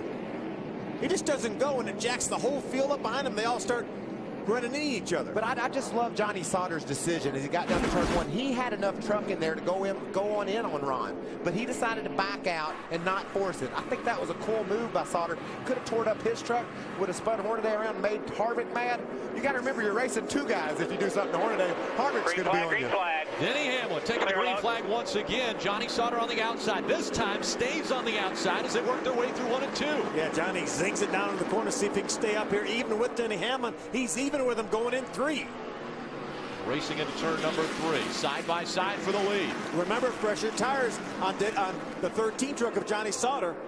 Sauter stays to the outside. Denny Hamlin with the preferred line on the inside. Now Sauter ducks in behind that 18, right behind him the 33 of Hornaday. Elliott Sadler making his way up through the field. He's in the 24. A little bumping and banging now on the backstretch. Hornaday's mad at Crafton for turning him sideways. Remember how it's going to around he goes. Crafton, Hornaday and Crafton trading paint, and Hornaday goes straight. Crafton goes around, and we stay green. And trucks go everywhere. Yeah, we saw the bad angle that Crafton had because Hornaday had him squeezed down to the bottom of the racetrack field. These turns are sharp enough. You go trying to enter them that low, and you go in there anywhere near the same depth that you've been going, you're going to spin around. Now the 88 has the 2 of Kevin Harvick on his back bumper. Ryan Segan, the 39, on the outside of this group. You can see Crafton's going to poke his nose up underneath Jason White. The nice thing about it here, Michael, we talked about it before, you're going so slow here relative to other racetracks. Matt Crafton spun around. He doesn't really have to worry about flat-spotted tires. He's driving by trucks. Crafton was running 4th when he spun around. Now he's scored in the 12th position. Make that 11th. So how about that? Let's run a lap, do a 360, and only wind up losing 7 spots. Lose 7 spots. Here it is again. Watch the angle, Rick. You can see how far over Hornaday's got Crafton push. There just isn't any way he's going to make this turn. Plus a little help from Max. Plus Max runs over him. So around goes the 88, keeps it running, grabs another gear, and keeps going. I think Matt recognized the fact that he had a bad angle, so he backed off a little bit early, but Max didn't realize that, and he pushed him down in the corner anyway. Watch this. Right side of your screen. Max is feeling racy today. We saw him crowding his teammate on pit road. He runs into the 4th place truck there of Matt Crafton, and Max is currently running in the 4th spot. So top 5 run right now. He's got a good truck. Around goes Harvick for the position on Matt Crafton on the left side of your screen. Yeah, Matt pulled over and let him go. There's another view on the right. There's a little bit of contact from the 9 into the back of the 88. The 88 actually hit Hornaday, but Hornaday was able to save that truck and go on. Only 74 laps remaining out in front of the field. Denny Hamlin looking for his first ever win in the NASCAR Camping World Truck Series. Johnny Sauter looking to get back up toward the front in the championship battle, running in the 2nd spot. Hornaday also in that same championship hunt, running 3rd.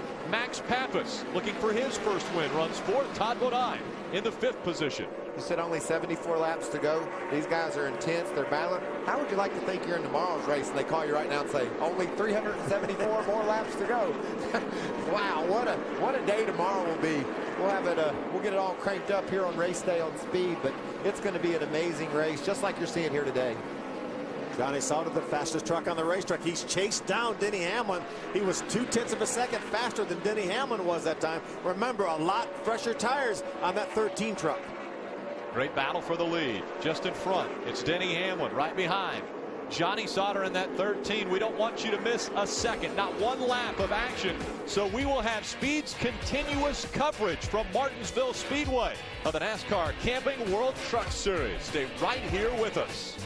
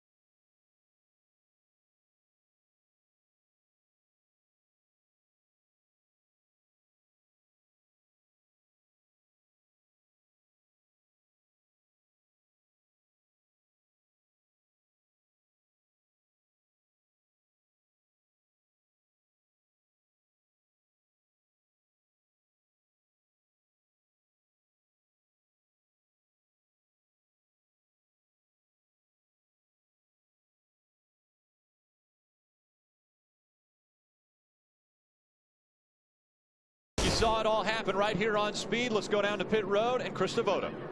This could be the money stop for Johnny Sauter. He said he needs his truck freed up just a bit, 4 tires and a splash of fuel. He also complained of smoke in the cockpit. He doesn't care if his truck is good. Hermie? With the 33 of Ron Hornaday is on pit road, his truck is still loose. 4 tires and fuel, a wedge adjustment. The 18 of Denny Hamlin also on pit road. They got 4 tires, no adjustment. He liked the way his truck was on the long run. Right? Crew Chief Bud Haefele wanted to wait a little bit later in the race, but Crafton said we need to get in with everybody else. They'll get 4 tires on this Roto-Rooter Chevrolet, and he'll get back. But a whole bunch of trucks leave pit road ahead of him.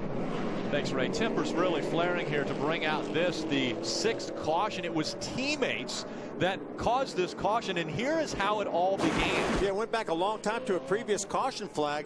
You see them leaving pit road there. Max crowded Todd a little bit. Then Todd shows his displeasure, runs in the back of Max. And that was a long time ago. Yeah, and they get out on the racetrack as soon as Todd catches Max. Look, Todd gives him a little shove. I believe, Phil, Max tries to brake check Todd. There is no other way that truck would just spin around like that on the straightaway. I believe he was slowing down to say, get off of me, Todd, and to put him right in the fence. As a team owner, that's your worst nightmare. It certainly is. And remember how good Max's truck has been. He was running up in the top 5, I believe, in the 4th spot when that happened. Those guys are teammates, and they're not acting like it, and that's a tough one with Bob Germain. So a difficult situation for Max Pappas and Todd Bodine in the 5. Well, obviously the relationship between Camping World and the NASCAR community very big. We want to take another look at our destination recreation. It's Camping World's Destination Recreation.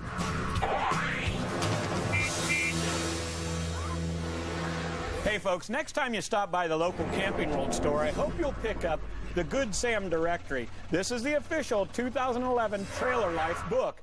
Could it possibly be any thicker? Well, let me tell you what. You want to know anything about RV parks? This has got it. And my next trip's going to be to... Montana? Maybe not. But let me tell you this. If you don't want to carry that paper edition around, we can get you all the information wrapped up into a real nice Magellan Roadmate GPS.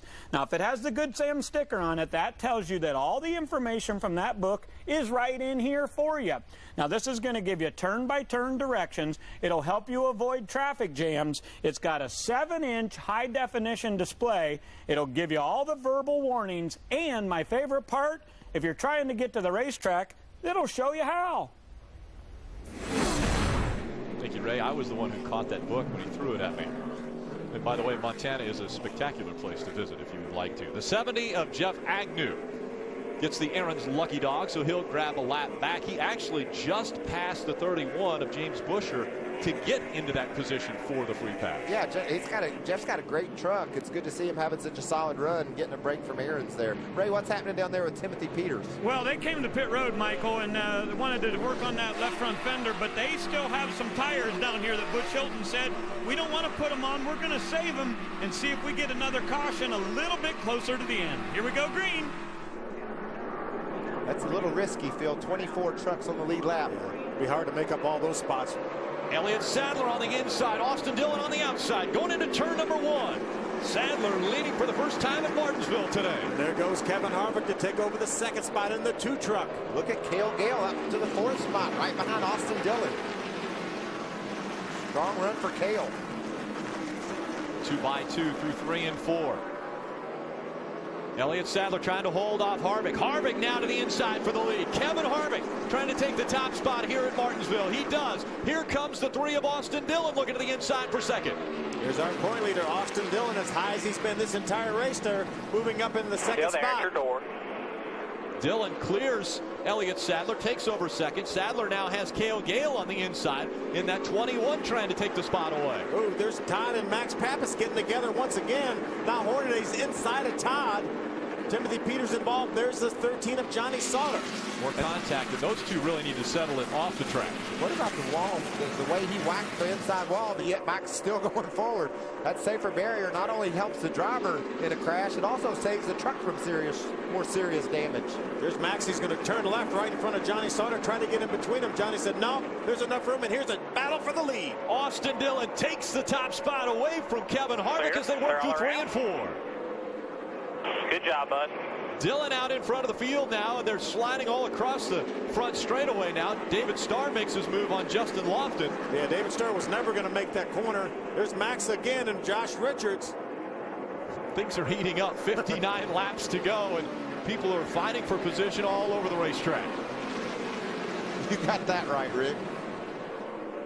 We got action about a half mile long here. Look at that, 3 wide. I think Max Pappas' truck has had some damage from that contact with the inside wall. He's wanting it to go, but it's just not doing it. He's aggressive with his moves, though. Man. Colwitt goes to the outside. These two are door to door now. Hornaday on the inside.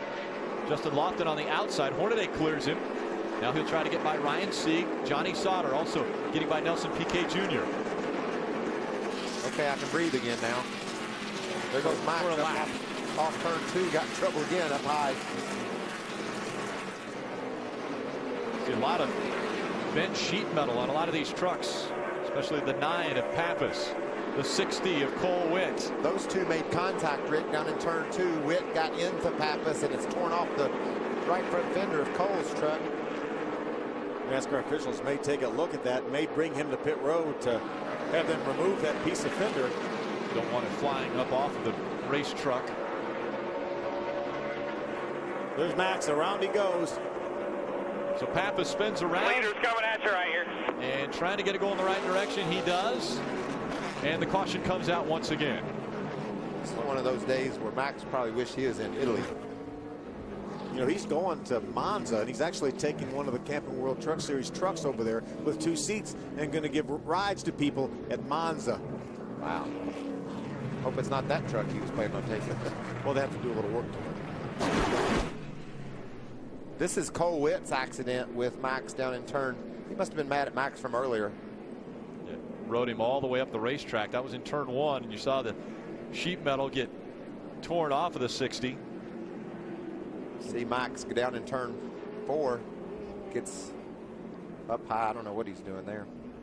That looks like maybe a spin to get a caution flag. Yeah, but it's not going to help, Phil. No. It did help the 31 of James Busher, because now James Busher is back on the lead lap. Huge break for one of our points contenders. Gets the Aaron's lucky dog, so Busher's back in the game. Max Pappas makes his way back onto pit road. It has been an interesting first 147 laps of this 200-lap race. Out in front of the field, our points leader, Austin Dillon.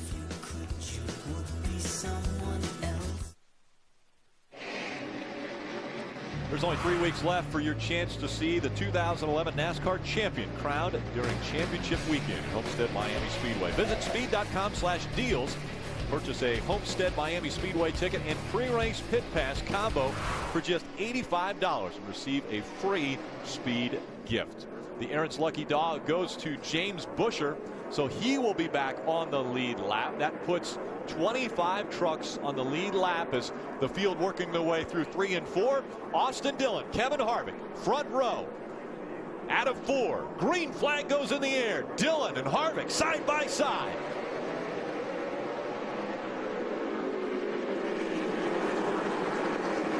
Harvick with a good bomb start. To the outside he goes. Dillon on the inside. Kevin's hanging tough on the outside. You can make the outside work for a lap or 2 after a restart. Still there at your door. A little contact made as they came out of turn number 4. They stay door to door. Now Harvick drops back a bit, an opening just in front of Cale Gale in that 21. That was a smart move for the young driver. Yeah, that's his boss. Exactly. Harvick. There's another good teammate move, right, Phil? Absolutely. Career day for that young man. Cale's looking good today. Still we got trolling 4. Still there. And I can't believe they didn't have a wreck. Josh Richards, they're 4 wide coming out of turn number 4. Josh Richards on the outside. Something's wrong with, he looks like he may have a flat tire, maybe a left rear tire on Josh Richards, possibly flat. They clobbered each other, Phil. Running way up the racetrack, trying to stay out of the way. He was a sandwich. Blake Feast drove into the side of him. They wrecked, and then all of a sudden they straightened right up. Look at Tom Bodine squeezing down on Denny Hamlin. Denny Hamlin closing the door. Denny says, I got to go now. Yeah, 46 laps to go. It's time. Denny's right now mired back at the 14th spot. David Starr on the inside of Cale Gale, trying to take that position away. Right behind him, Brendan Gaughan in the South Point 62. How about Brendan right now running up in the top 5? He goes on record saying, I hate this racetrack. What about David Starr? He's won here before, and he's looking like a winner today. And he likes this racetrack. See Brendan Gaughan trying to take the position away from Cale Gale. That would move Gaughan back up into the 4th spot if he could get by. Then he gets to the inside of Tom Bodine. Now he's going to try to move up the inside of Timothy Peters. Timothy all up against the outside wall coming off 4. A lot of traffic around this short half mile. Yeah, if he gets around that mess, Phil, that's what he's got to look forward to. You see the battle, Brendan Gaughan, Johnny Sauter, Cale Gale. Ron Hornaday drives it in there hard beside Cale Gale, right up to the rear bumper of the 13 of Sauter. It's just like there's action everywhere. I'm glad we're splitting screen so people can see what we're seeing. You can't look down and not see side-by-side battling here at Martinsville. And you can't really run side-by-side good here, can you? Not very well. Here goes Johnny Sauter to the outside of that 62. He's going to take the position away from Brendan Gaughan. He did it on the outside. Here comes Hornaday, also making the pass on the high side. Yeah, I think Brendan gave him a breakthrough. He saw that those trucks were faster than him. He gave him some room. He pulled over to the inside, gave them the outside. Joey Coulter just behind Brendan Gaughan, and Cale Gale has dropped back behind Joey Coulter. Gale now running in the 8th spot. Yeah, just behind Cale Gale in 9th and 10th. Denny Hamlin has got through most of that traffic, Phil. Fresher tires, 40 to go inside the top 10. I think Denny might give him a little bit of a call later on. You think he has enough time? I think he might. He did a good job of making his way through some serious traffic. He's got clean track ahead of him. When they come to the stripe, just 40 laps of racing to go of this 200-lap race. You're not going to miss a second of it, as Speed's continuous coverage gives you everything on the track.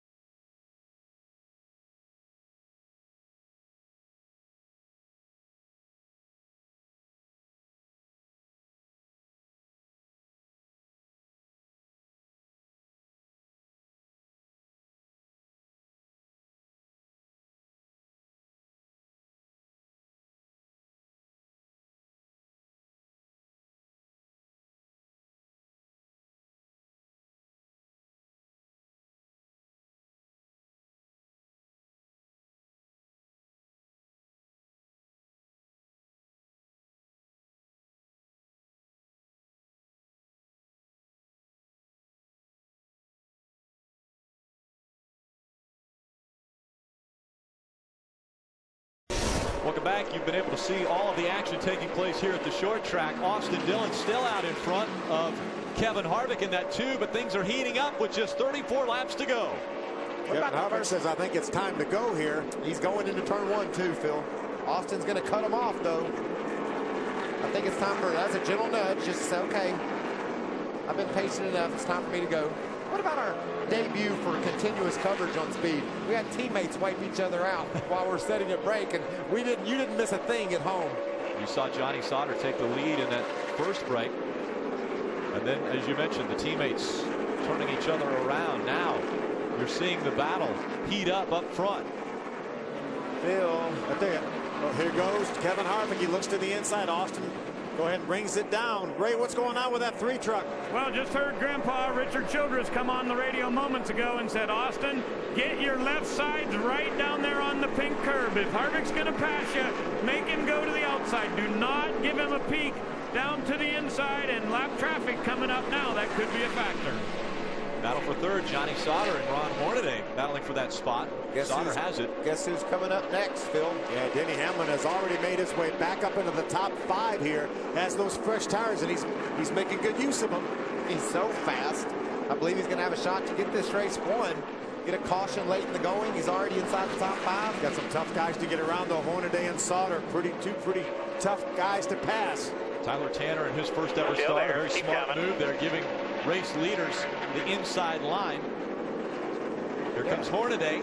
He's by Sauter now. Hornaday moving up into the top 5 and battling for the top 3. He's taken third away from Sauter. That was a break for Denny Hamlin. He was able to use the fact that Hornaday got underneath Sauter to get by him cleanly. Now Hornaday's next.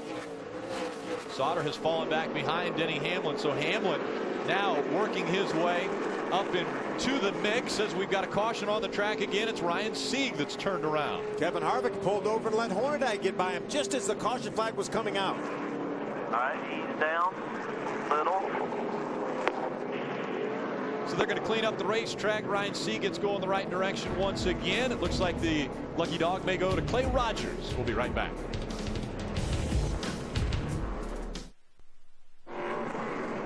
Welcome back to the Kroger 200. Again, the caution coming out. Ryan Sieg getting turned on the racetrack. A few trucks making their way onto pit road to see if fresh tires will help them for the final 26 laps. Let's go trackside to Ray Dunlap. Matt Crafton said it felt like his left rear wasn't even on the truck. He had no forward bike coming up off, so they're going to go throw tires on this thing. I told you earlier, Bud Haefele said we can pit with 30 to go. That was pretty close.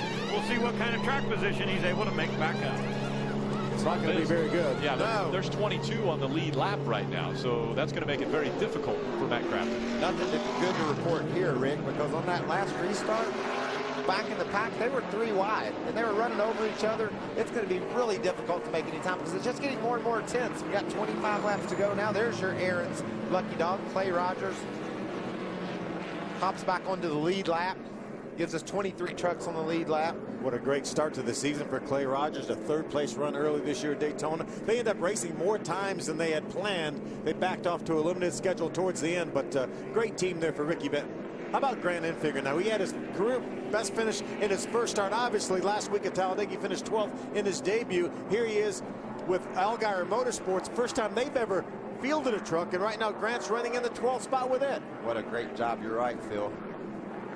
How do you keep your edge on a short track? Well, our Just for Men mustache and beard, keep your edge.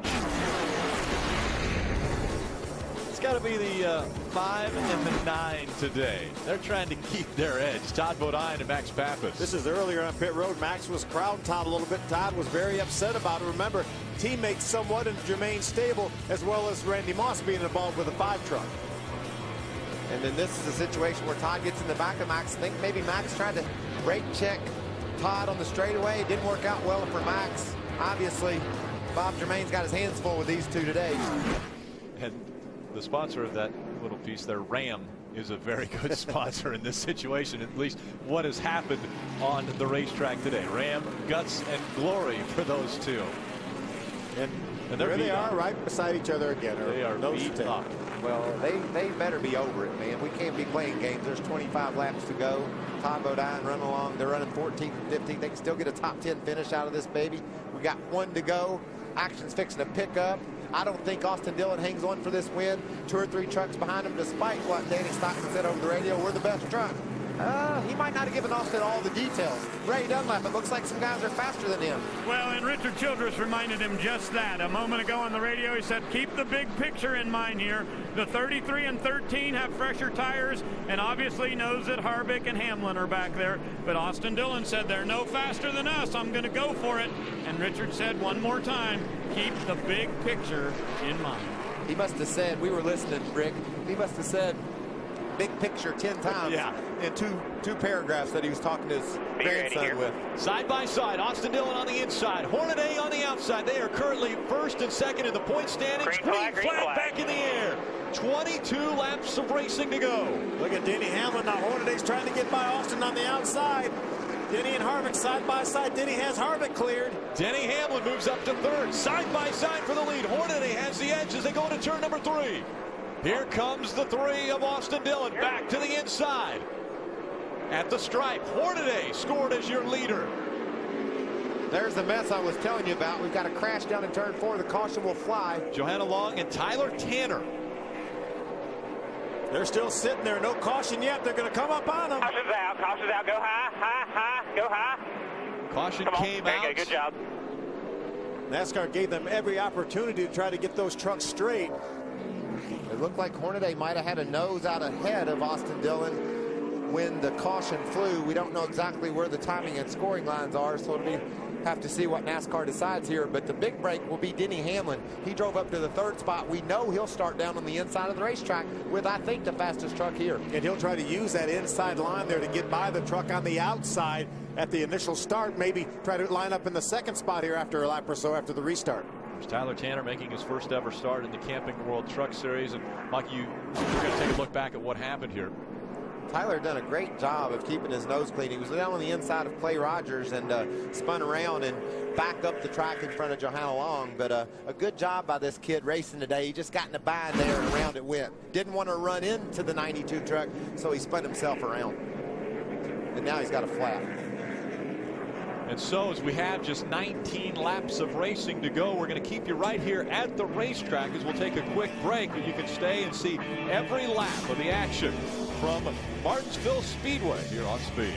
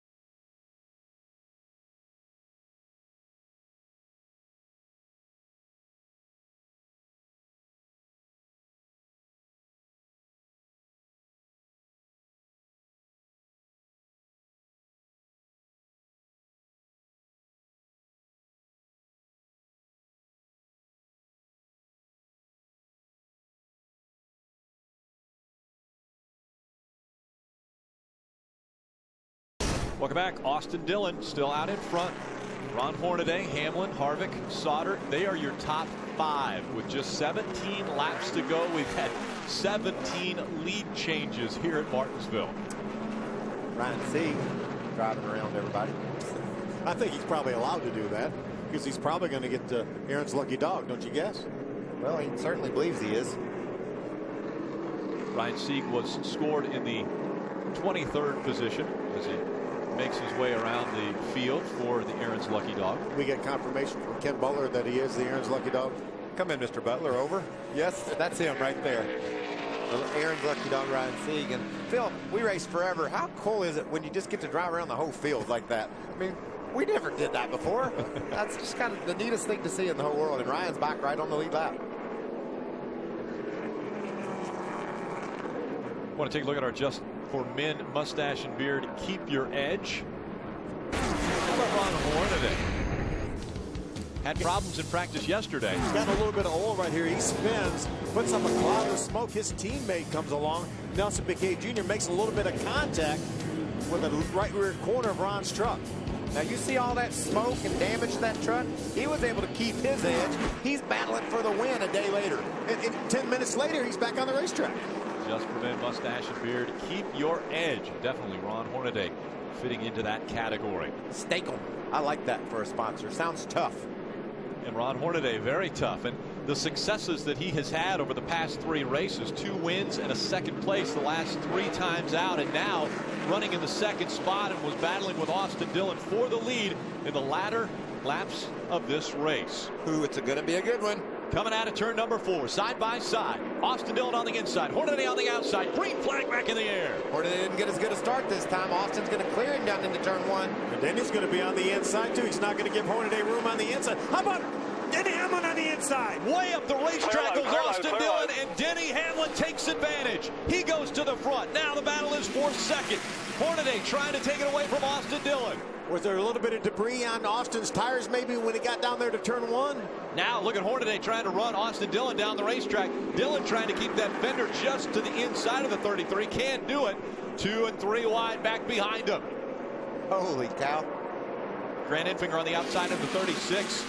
Taking a lot for granted that these guys can all keep these trucks headed in the right direction. The way they're leaning on each other and rubbing on each other.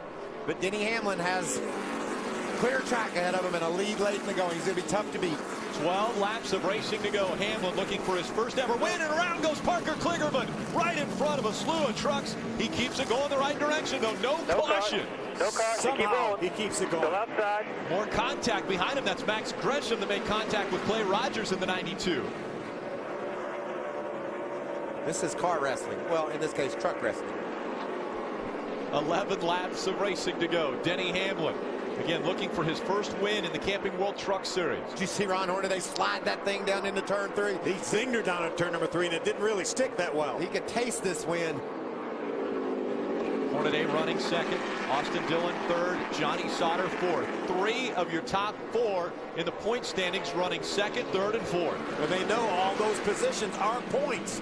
Each one of those positions a point. If Austin Dillon is able to get by Ron Hornaday, that's a 2-point swing. And he's faster than Ron, it looks like. We saw Ron slide into turn 3 the lap before. A little sideways off turn 2. Just 15 points separating your top 4. Hornaday now tied with Sauter. 15 points back for that third spot. Buscher is in the second position point standings wise. A little bit of breathing room for Austin Dillon in the point standings if they finish where they're running right now. We only have 8 laps to go. We heard Richard Childress tell Austin Dillon earlier, do not let anyone pass you on the bottom. And I think Ron Hornaday is taking that advice and running right to the bottom of the racetrack. Doesn't want to give an opening. Did you see that pink curb? I want those Goodyears right on top of it. Hornaday slid up the track the last couple of laps, and Austin Dillon looked low. Looks like Ron's got his rhythm back now. That slide into turn 3, Phil, that could have thrown his rhythm off for a couple of laps, so he tries to get his stuff back together. He was able to withstand Austin Dillon being all over the back of him and hold on to that second spot. See the big lead right now that Denny Hamlin is able to open up about 1.4 seconds. Here's the 31 of James Busher. What a comeback he's had. He parlayed an Aaron's lucky dog into right now just outside the top 10. And remember, they had problems, an alternator issue. They thought early in this race put him a lap down, and so now he got the free pass on lap 147 onto the lead lap and back in contention for the title. And that 88 truck right behind him got tires later than everybody. That's the freshest tires on the track. He's fought his way from outside the top 20, now pushing on James Busher and Tom Bodine to try to slide into the top 10.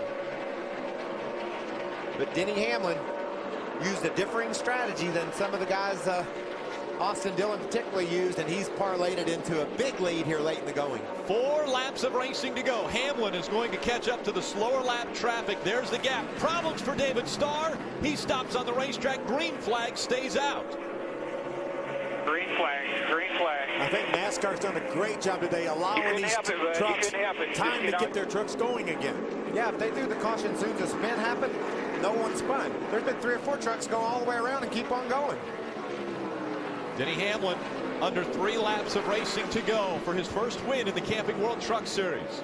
And how about the roll that Ron Hornaday's been on the last 3 or 4 races? Ron Hornaday running in that second spot. Austin Dillon 3rd, Sauter 4th, Joey Coulter in 5th. Less than 2 laps to go from Martinsville. Joey Coulter's trying to improve on his career best of 5th. He's done it several times. Looking to maybe get by Johnny Sauter and move that up to 4th. Great run for Coulter. Joey Coulter all over the back bumper of the 13 of Johnny Sauter. 1 lap of racing to go. Less than a half a mile. Denny Hamlin's previous best in the Camping World Truck Series was 3rd in Atlanta back in 2008. He wants to join the fraternity of drivers that have won in all 3 series. He will win in Martinsville. Checker flag. Great job, Denny. Awesome truck, guys. Battle for spots. The 31 of Busher trying to get another point. He got it. He got 10th on the last lap. Thank you. Great charge by James Busher to grab that spot away from Todd Bodine. A top 10 finish for Cale Gale. He finishes up in 7th. Brendan Gaughan also with a top 10 finish. He was 9th unofficially across the stripe. Timothy Peters ends up 8th. You see something trailing from the left front of Timothy's truck. It's all over now. There's Todd, gets turned around by James Busher. Wow, look at how hard. Busher looks like he has problems with that truck. He clobbered Todd Bodine. He had trouble because he ran into Todd Bodine. That's why he had trouble with that truck. Maybe. I know they were arguing. Meanwhile, Denny Hamlin is celebrating. The arguing is going to continue between anybody and Todd Bodine, it seems like today. Well, we said it. There's going to be some hard feelings after this race. There's going to be some tempers. Watch this. James does an aggressive move on Todd here. Gets into the back of him and is able to squeeze past Todd and take the position. You know Todd's mad. Let's see what results. So they cross the stripe. Busher has the spot. Bodine finishes just behind him. Does Bodine do something here? Yeah, I think maybe. Bodine hit the back of the 31. Yeah, ran him into the 62. Ran him into Brendan. And so after Todd Bodine went by, getting ready to come onto pit road, this is the result that happened. Todd Bodine will be in front when you see him come into the picture. He'll be in front of the 31, and now the 31 turns him. James runs in the back of Todd, turns him around, then runs in the back of Timothy Peters. He might be out of brakes by now. Could be out of brakes. This is after the race. Todd just drives the 31 truck right into the back of Brendan Gaughan. That's where the majority of the damage came from.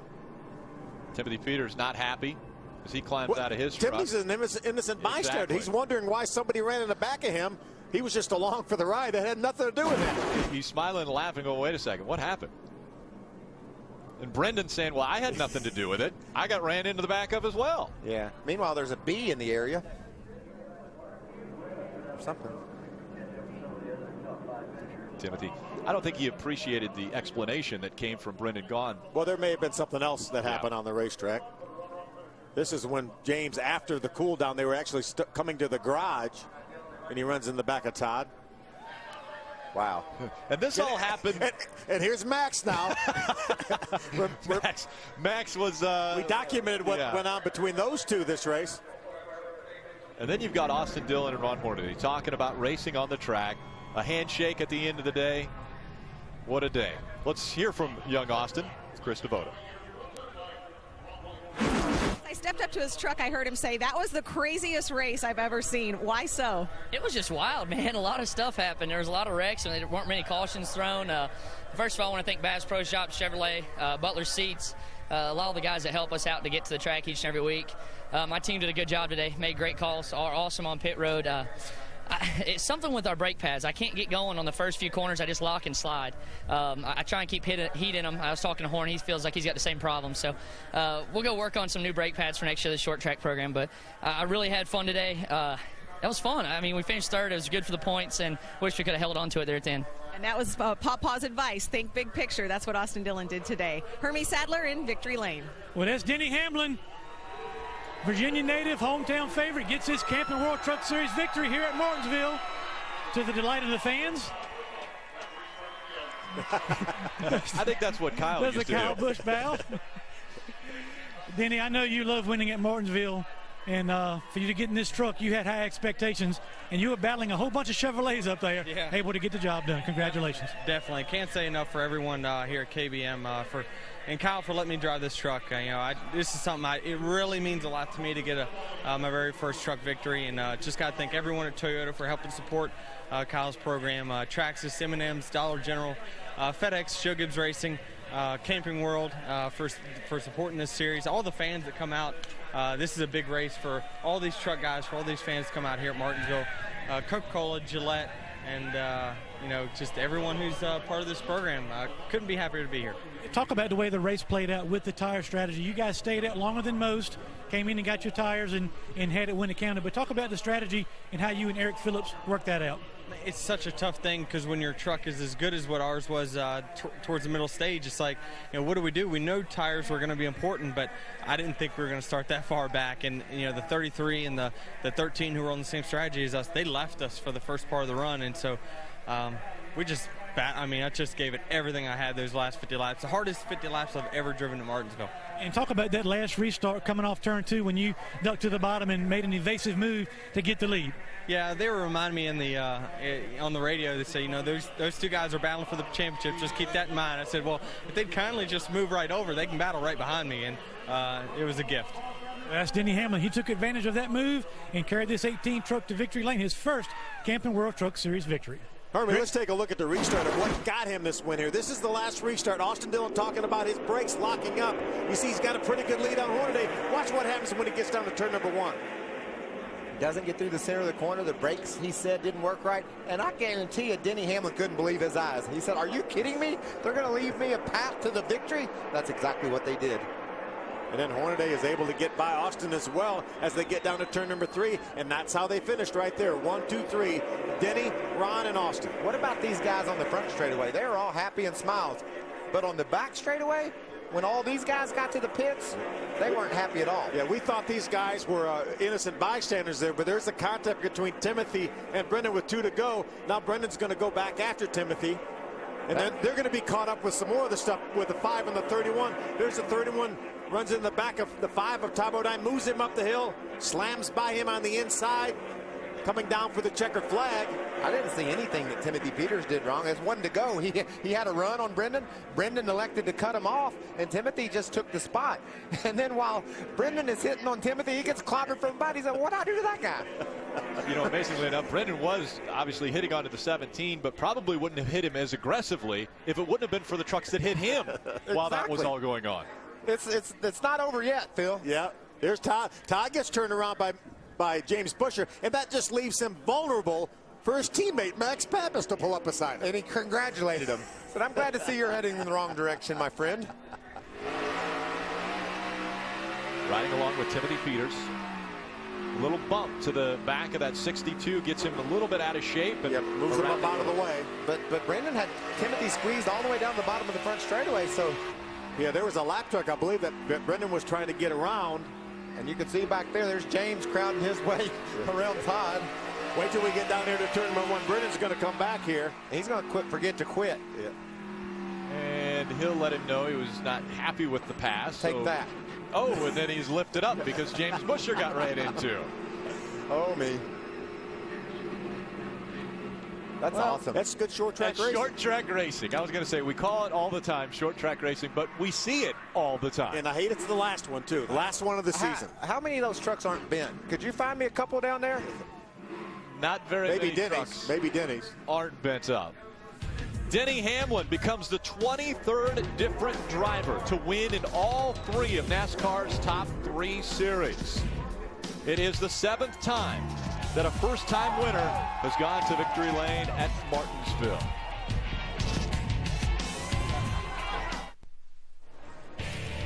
Victory Lane celebration continues for Denny Hamlin and the crew of the 18 truck. They're celebrating next to that coveted grandfather clock that's given away to the winner here at Martinsville. Now let's hear from a guy who's probably not too happy with his day, Todd Bodine with Hermie Sadler.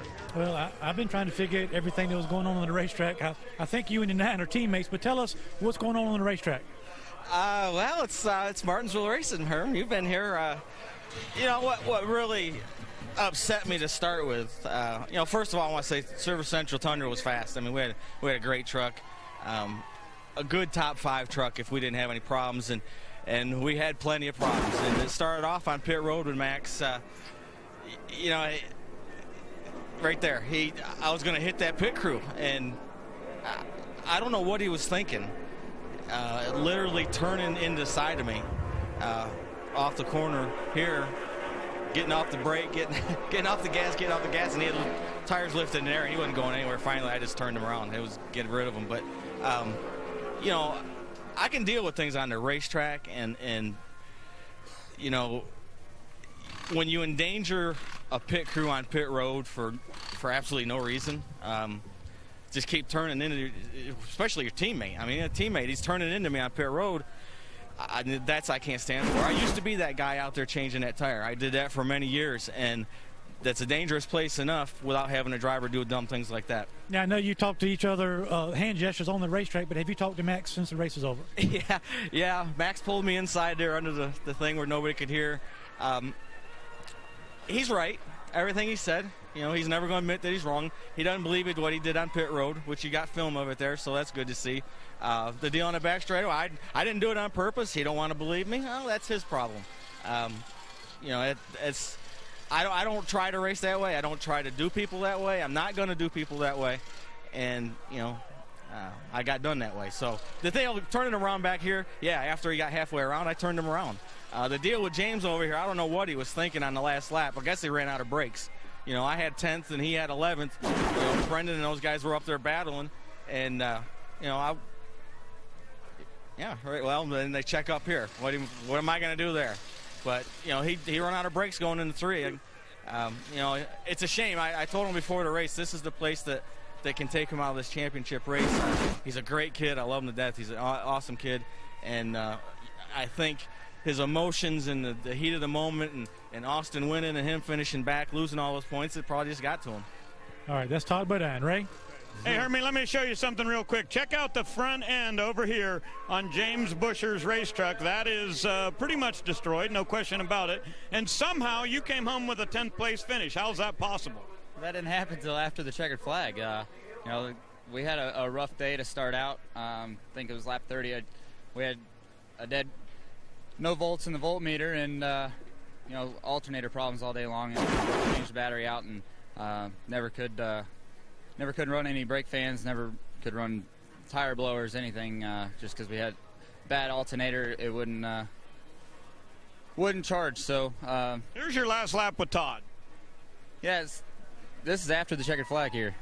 He run me right into those guys. You know, I was behind him on the white flag lap, and I beat him to the checkered. Got into 3, and yeah, we touched, but it wasn't anything more than anybody else was doing all day long. And you know, it's unfortunate because the front end wasn't very damaged. We hadn't ran into very many people all day long. The back end was pretty tore up from getting run into all day, but you know, it's just unfortunate that you want to tear up trucks like that after the checkered flag's already out. And you know, it's unfortunate, but we don't have to use this truck till next year, so we'll move on to Texas next week and try to go get that championship. We could have had a huge fall in the points, but we got a lot of spots right there at the end to you know, bounce back a little bit, but definitely a rough day, and we're still in it. With that 10th place finish, James Busher is just 11 points out of the championship, heading to hometown race in Texas next week.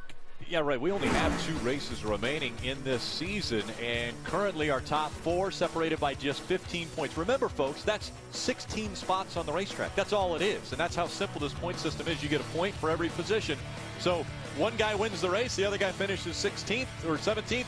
he wins the championship. I'll tell you how simple it is. I even understand it. All they have to do is beat each other by that many positions on the racetrack, and that's going to be the champion. And I agree with James Busher. Today was a Johnny Sauter-like day for that team. We've seen Johnny face adversity and fight back to the finish. That's what Busher did today. That could be the key to him having a shot to win this championship when we get to Miami. But what a point race we have here with 2 to go. Great battle building up with just 2 races to go. Stay with us here on Speed.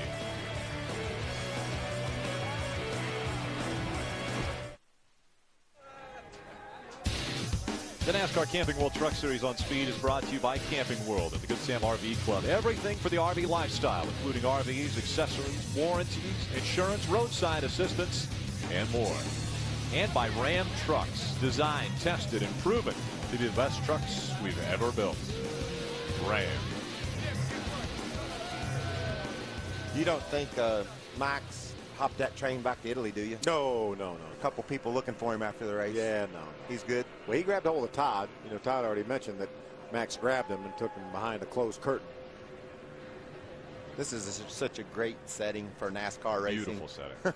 The track, it just promotes action, promotes people pushing and shoving on one another, aggressive behavior, and then you walk outside and it's just relaxing.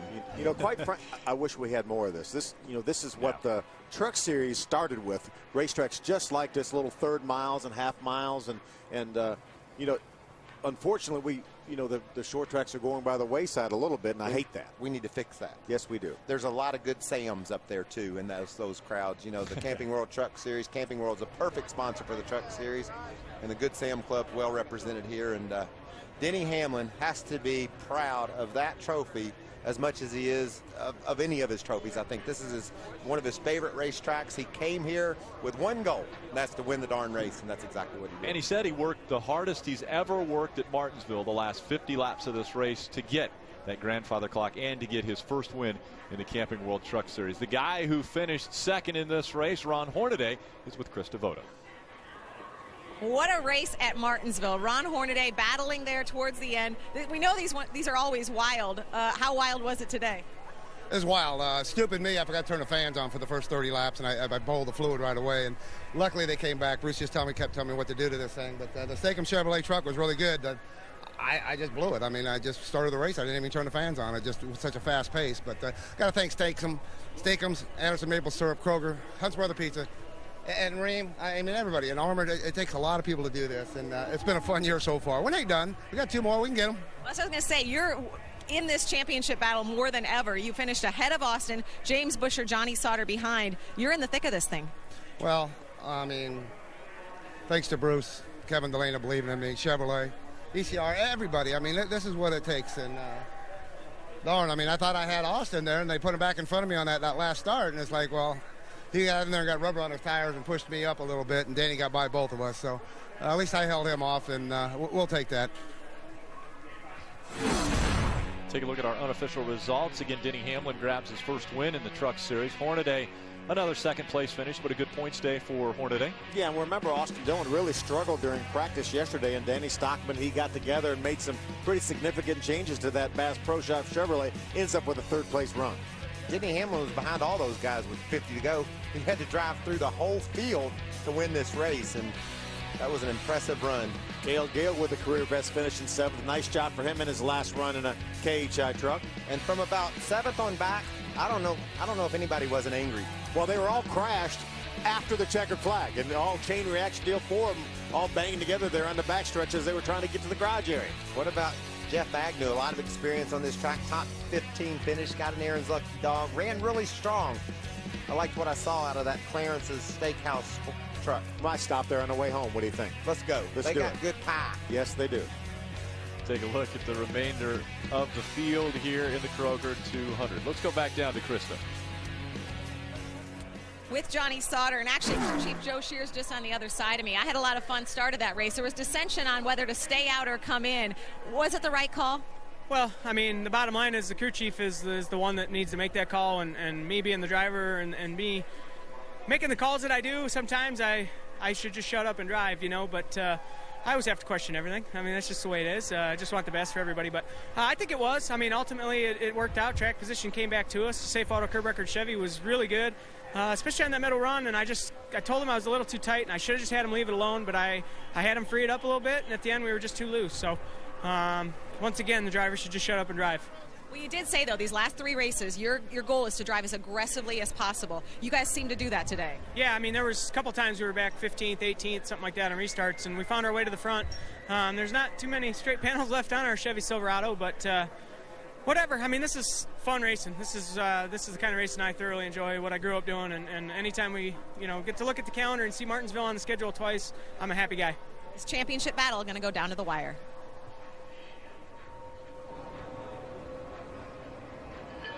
Hermie Sadler. Well, catching up with David Starr, and as the garage is clearing out, you had a fast truck to end up with a 22nd place finish. Tell us about your day. I tell you, our Zachary Toyota Tundra was pretty awesome today. Jason Miller and Matt Faulkner, my engineer, gave me a good truck today, and we made some great changes. If you're an even number and you got to start on the outside, just every time I'd start on the outside, you go into turn 1, and my Toyota just wouldn't turn. I'd go into the corner. It'd slide up to the 3rd groove, and you just can't open the door like that. And I think we're running 6, and I was cleaning the tires off, left, right, cleaning them off really hard. And I go into turn 1, and I told my guys, I said, we got a flat. Something was, for it to not turn that bad, I thought we had a flat. We didn't end up having a flat, but just couldn't make the outside work, especially on the restarts. And, man, I did everything I could to clean the tires up. And it was disappointing because we had such a good truck, and to bring it home 22nd was really disappointing. But you can't open the door down there. The last restart, my truck slid up 3 lanes, and I think I was 3 or 4 wide. Somebody got into me, and we were really in the marbles. We went down on 3, and it wouldn't turn. But just to have such a great truck and not to finish with that I thought our team deserved was disappointing. That's David Starr. He had a potentially good solid top 5, maybe top 10 finish, and he comes home 22nd. But as they say, that's short track racing, especially here at Martinsville. Thanks, Hermie. We always like to tell both sides of the story, and obviously we talked with Todd Bodine. We wanted to talk with Max Pappas. We've heard that he has already left the racetrack. So he might have been on that train. He potentially was on the train. Denny Hamlin continuing to celebrate in victory lane. We're going to go to the Speed Studios and Adam Alexander for a Speed Center update. CenturyLink.com, your link to what's coming up next. And here on Speed, it's NASCAR Performance. What's coming up next is CenturyLink.com. Let's head down trackside once again to Chris Devoto. With Joey Coulter, the highest finishing rookie in this race, and that was a wild one. You talked about the tire. You were really fond of it. Yeah, Goodyear did a great job with this tire. You could race it and beat it up, and the speed stayed in it, and it made for great racing. I got past a couple times on the outside and drove around a couple people on the outside, which last race we couldn't do that here. So great day for the 22 Silverado. We've kind of been in a lull here lately, but this is good momentum for the last couple races. So 2 races to go. Are you going to win this Rookie of the Year title? That's the plan. We're pushing really hard. That was our goal at the beginning of the year was to do what the 3 did last year. So we're gonna try to win us a couple races before the season's done and get that Rookie of the Year. Okay, well, unofficially, you are at the top of those standings. A great day for RCR. Joey Coulter and his teammate Austin Dillon both finished in the top 5. Hermie? Well, Krista, another driver and team that did not get the finish they deserve for how fast the truck was is Justin Lofton. And how was your day? Everybody we've talked to today had an up and down day with a lot of drama. Tell us about yours. I think I was more climbing the Rocky Mountains and down. We went highs and lows. We had a great truck at the beginning of the run. Went in, made a change. Our first pit stop, came out and just lost some track position. Got put in the wrong place at the right time. And got caught up in a few accidents, and then came back in, changed tires, and then just lost track position all day. Got involved in a couple more accidents, so it was a disappointing day for the CollegeComplete.com Team Chevy on the track, but make sure to visit CollegeComplete.com off the track, and you can win that way. That's Justin Lofton. We appreciate him sticking around to be on the show with us. Rick? Thanks, everybody. We want to take a look at our race recap for this one. Again, it was a 200-lap race. Started off with Crafton and Hornaday on the front row. And Crafton was pretty good at the beginning of this race. Then he dropped back rather quickly. Yeah, that was a calm before the storm. Here's Ricky Carmichael. Ends up going in turn 1. Loses his brakes. Makes some contact with the outside safer barrier. You could hear hard contact in the outside wall, and that ended his day. Talked about brake problems for that one. The second caution was Cole Witt. He had a little help from the 23 of Jason White. It's not over with yet. He does a great job saving his truck. Then he gets down to the other end, and he and Nelson Piquet Jr. make some contact. He had to be thinking, are you kidding me? Did y'all see that save I just made? Don't go spinning me out now. And his truck got hung down on the curb, and NASCAR had to throw the caution. Third time the caution came out, it was Matt Lofton in the 97 that got spun around by the 62 of Brendan Gaughan. Johnny Sauter barely avoids that incident. Mike Gresham, he got a few spins there in a row in the middle of the race. See Matt Crafton here racing down on the inside of Hornaday. Max Pappas runs into the back of Crafton and spins him around. No caution came out. He was able to get going the right direction. And then came this little battle. This is the secondary battle. Remember, they had an issue on pit road, and Todd got behind him and said, well, he was halfway around. I went ahead and finished the job. Those are teammates, by the way. Seventh caution. Cole Witt into the back of the 9 of Max Pappas and tears up the right front fender. Pappas goes up high and then not able to keep it going the right direction. Spins right in front of the race leaders. Oh, Max not over yet. And Max bounces off the curb, runs into the 39 of Ryan Sieg, puts him into the outside wall. Great battle for the lead here. Austin Dillon has it, goes up the racetrack, opens the door for Denny Hamlin. That was a pass for the lead and the win right there. Austin Dillon trying to hold on, couldn't keep his truck down on the bottom. How cool is it, though? Denny Hamlin grabbed the lead, didn't touch a soul. He knew no one was going to come after him, but there were some people going after each other when they threw the checker. James Busher was able to beat Todd Bodine for 10th at the end of the race. Todd ran into James. James ran into Todd. Max came over and applauded Todd for what went on there in the day. And at the end of the day, we end up with Denny Hamlin in victory lane. Denny Hamlin out in front. 18 lead changes between 8 different drivers. 9 cautions for 50 laps. Really only 2 were out of the race. How about that? That's because you don't hit hard enough here to go all the way out of the race usually. Well, it was a great battle, a short track battle. Now we're down to just 2 races remaining, both on 1.5 tracks. Hey, and 4 trucks are within 4 drivers are within 15 points of the lead. Lots of speed coming up, Rick. Fast times at Texas and fast speeds down in Miami. And a points battle that will go down to the very last lap, I'm sure, at Homestead Miami Speedway. This time it was Denny Hamlin winning in his home state. Martinsville Speedway, the site of win number 1 for Denny Hamlin in the trucks. Next week, the Camping World Truck Series makes its second trip of the season to the Lone Star State to once again take on the fast Texas Motor Speedway. Last June, it was Ron Hornaday who took home the checkered flag and the Charlie One Horse. A second win in Texas would keep him riding high on his championship run. Chris Devoda hosts the setup starting at 7:30 p.m. Eastern, followed by flag-to-flag coverage, only on Speed. God bless America.